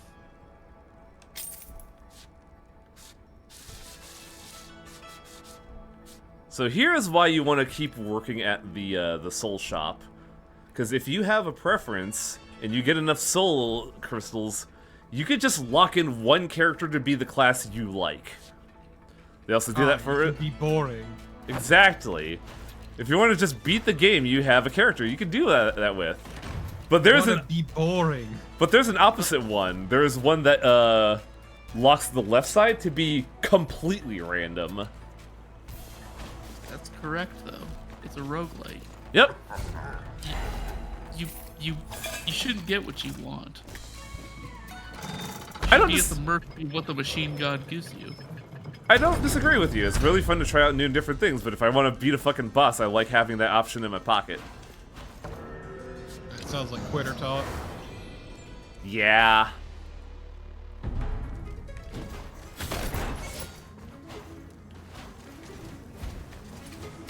Oh, this is worse than I thought. Oh. The projectiles have trails, too. And enemies. What is the benefit to higher ranks in the boss fights, anyway? What do you mean by ranks? Like, bronze, silver, gold, or, Well, because you gotta be ++. I'm sorry, what? The game drowned you out. You gotta be ++. More points, which allows you to get more, better ranks for unlocks and more currency. Basically, the better you do, the faster you get to what I showed there. More max HP, please. That's, like, barely any. That's actually interesting. I have less max HP than I had against the challenge a while ago. Well, that was before. I'm assuming before I got the max HP up fruit. You had 400. Did I have 400 starting out here? I didn't even notice. Even during the challenge. Yeah, and after getting the max HP up fruit, I only have 415 now, which leads me to believe I have way less max HP than the challenge. So, man, that zombie thing, well, getting the fruit really fucked me up, but the zombies didn't help.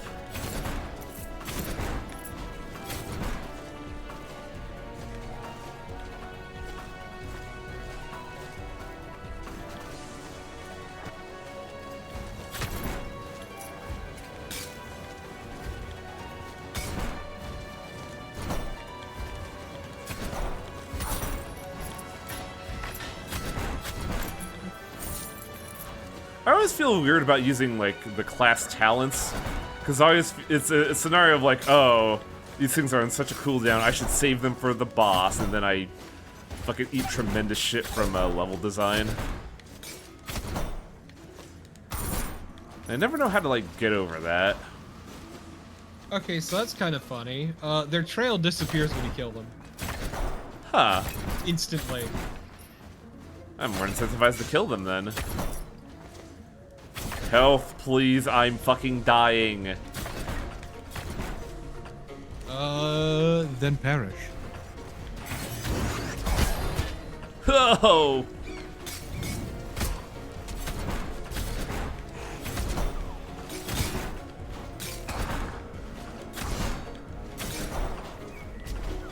I might just.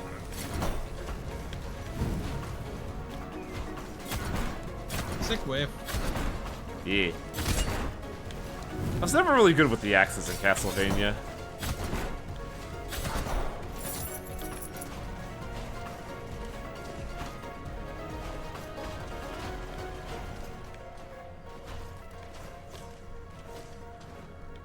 I like how I'm just looking at all these keys that I could just scam easily.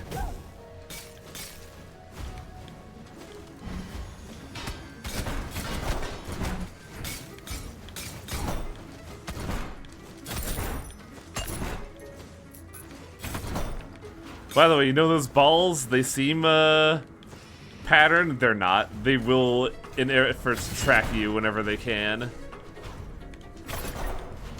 Or maybe I'm wrong. I might be thinking of something else. Oh, god damn it.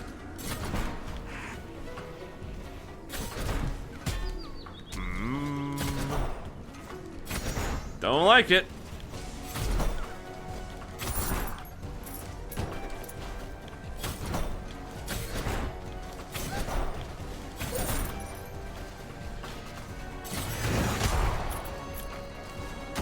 By the way, if you see the purple, text box pop up, it means I got a full crit. That's what happens when you get, like, a skill crit and a random crit at the same time.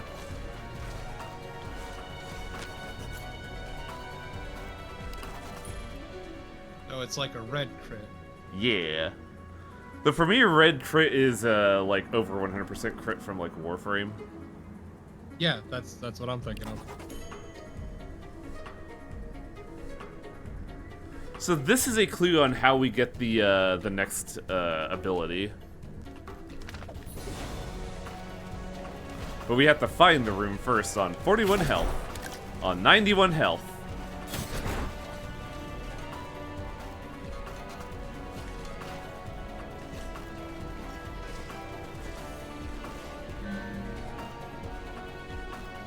I don't think any of these are good. I'm not gonna pick any of them up. No!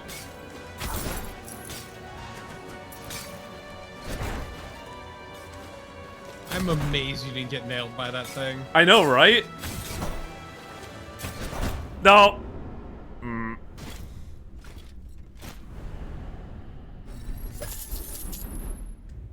here's the issue here. My brain is saying one more run. Look at the time, dude. Yeah, I can afford. Yeah. I can afford one more run. It's not like it's almost 11. Mainly because I want to show off this fucking trait. Yeah, but like, okay. I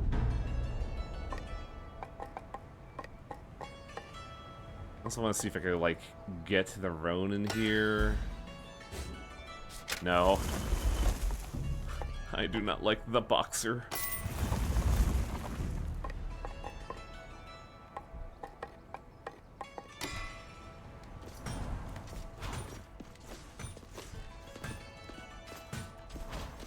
Oh, neat. I have the dash that destroys projectiles.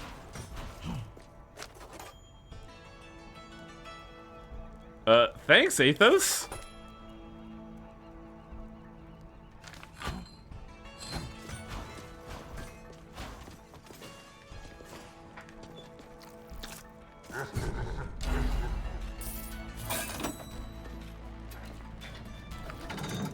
Also, looking at a comment that Kuroshi said, I feel like I missed the thing. What's ball tracking?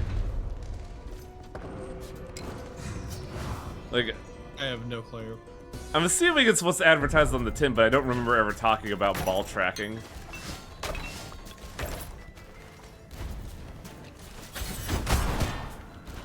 Man, this is gonna be great for trying to figure out enemy tells.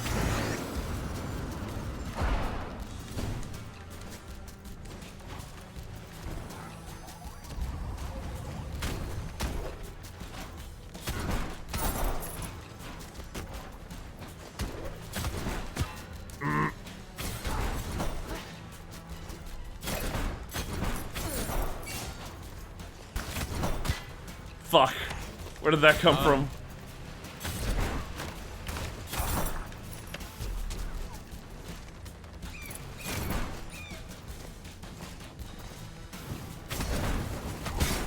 Oh my god, that didn't hit the snowflake? Really?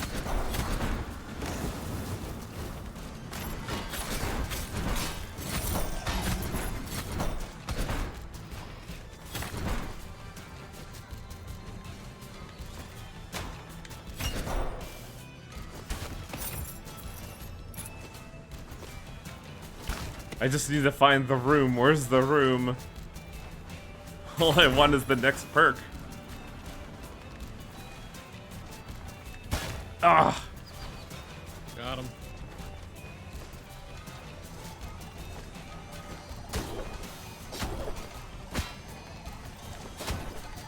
This run might actually end way quicker.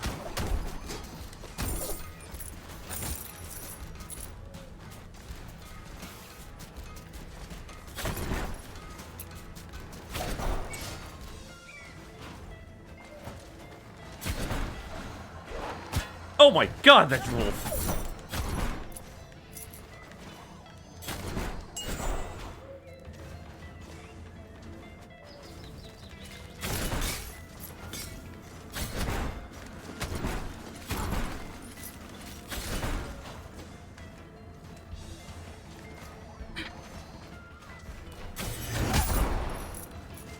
What was that noise? Not doing so hot, are you? Not really.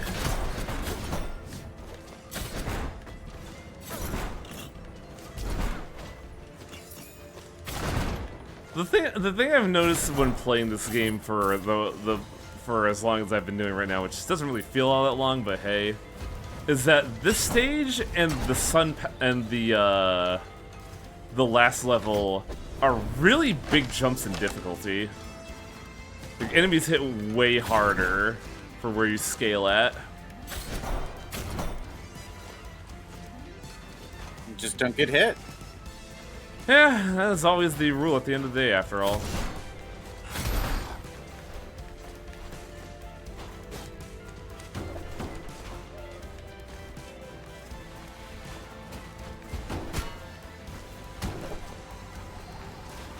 Let's reset that room.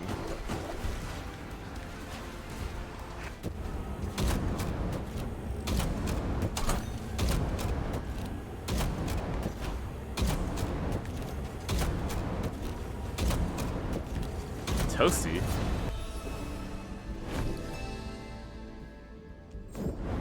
That room kinda is not great.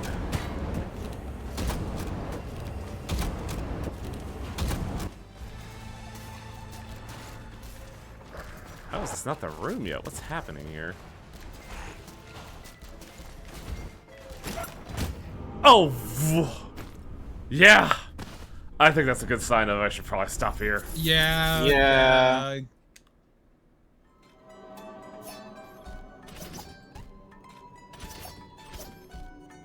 Does Antique? Oh, Antique is starting with a perk. That one is you block 2 attacks and they take 150 MP from you, but you can restore it by getting mana potions, which means you'll never see mana potions in your run.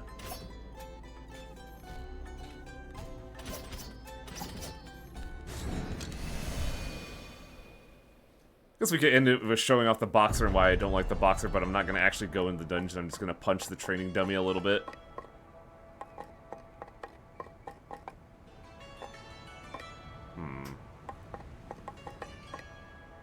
I think I need more HP. So the boxer's kit is... Punching. Yep. Oh, the more they punch, the stronger it gets. Okay. Yeah, their native trait is they do not suffer through contact damage. Their weapon has innate combo, and they also have a pretty powerful uppercut.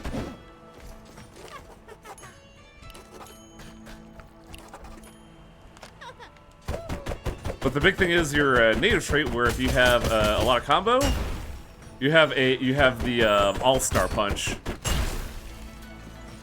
The higher your combo is, the more damage it does.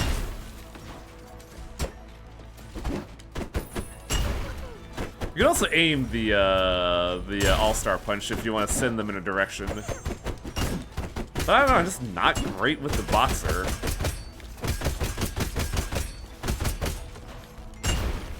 Ah, yes, the fabled skill issue. Yeah, basically. Yeah, Rogue Legacy. Probably gonna play this a bit more throughout the week just because I really need action games to play after being in the RPG dimension for so long. Sounds like quitter talk.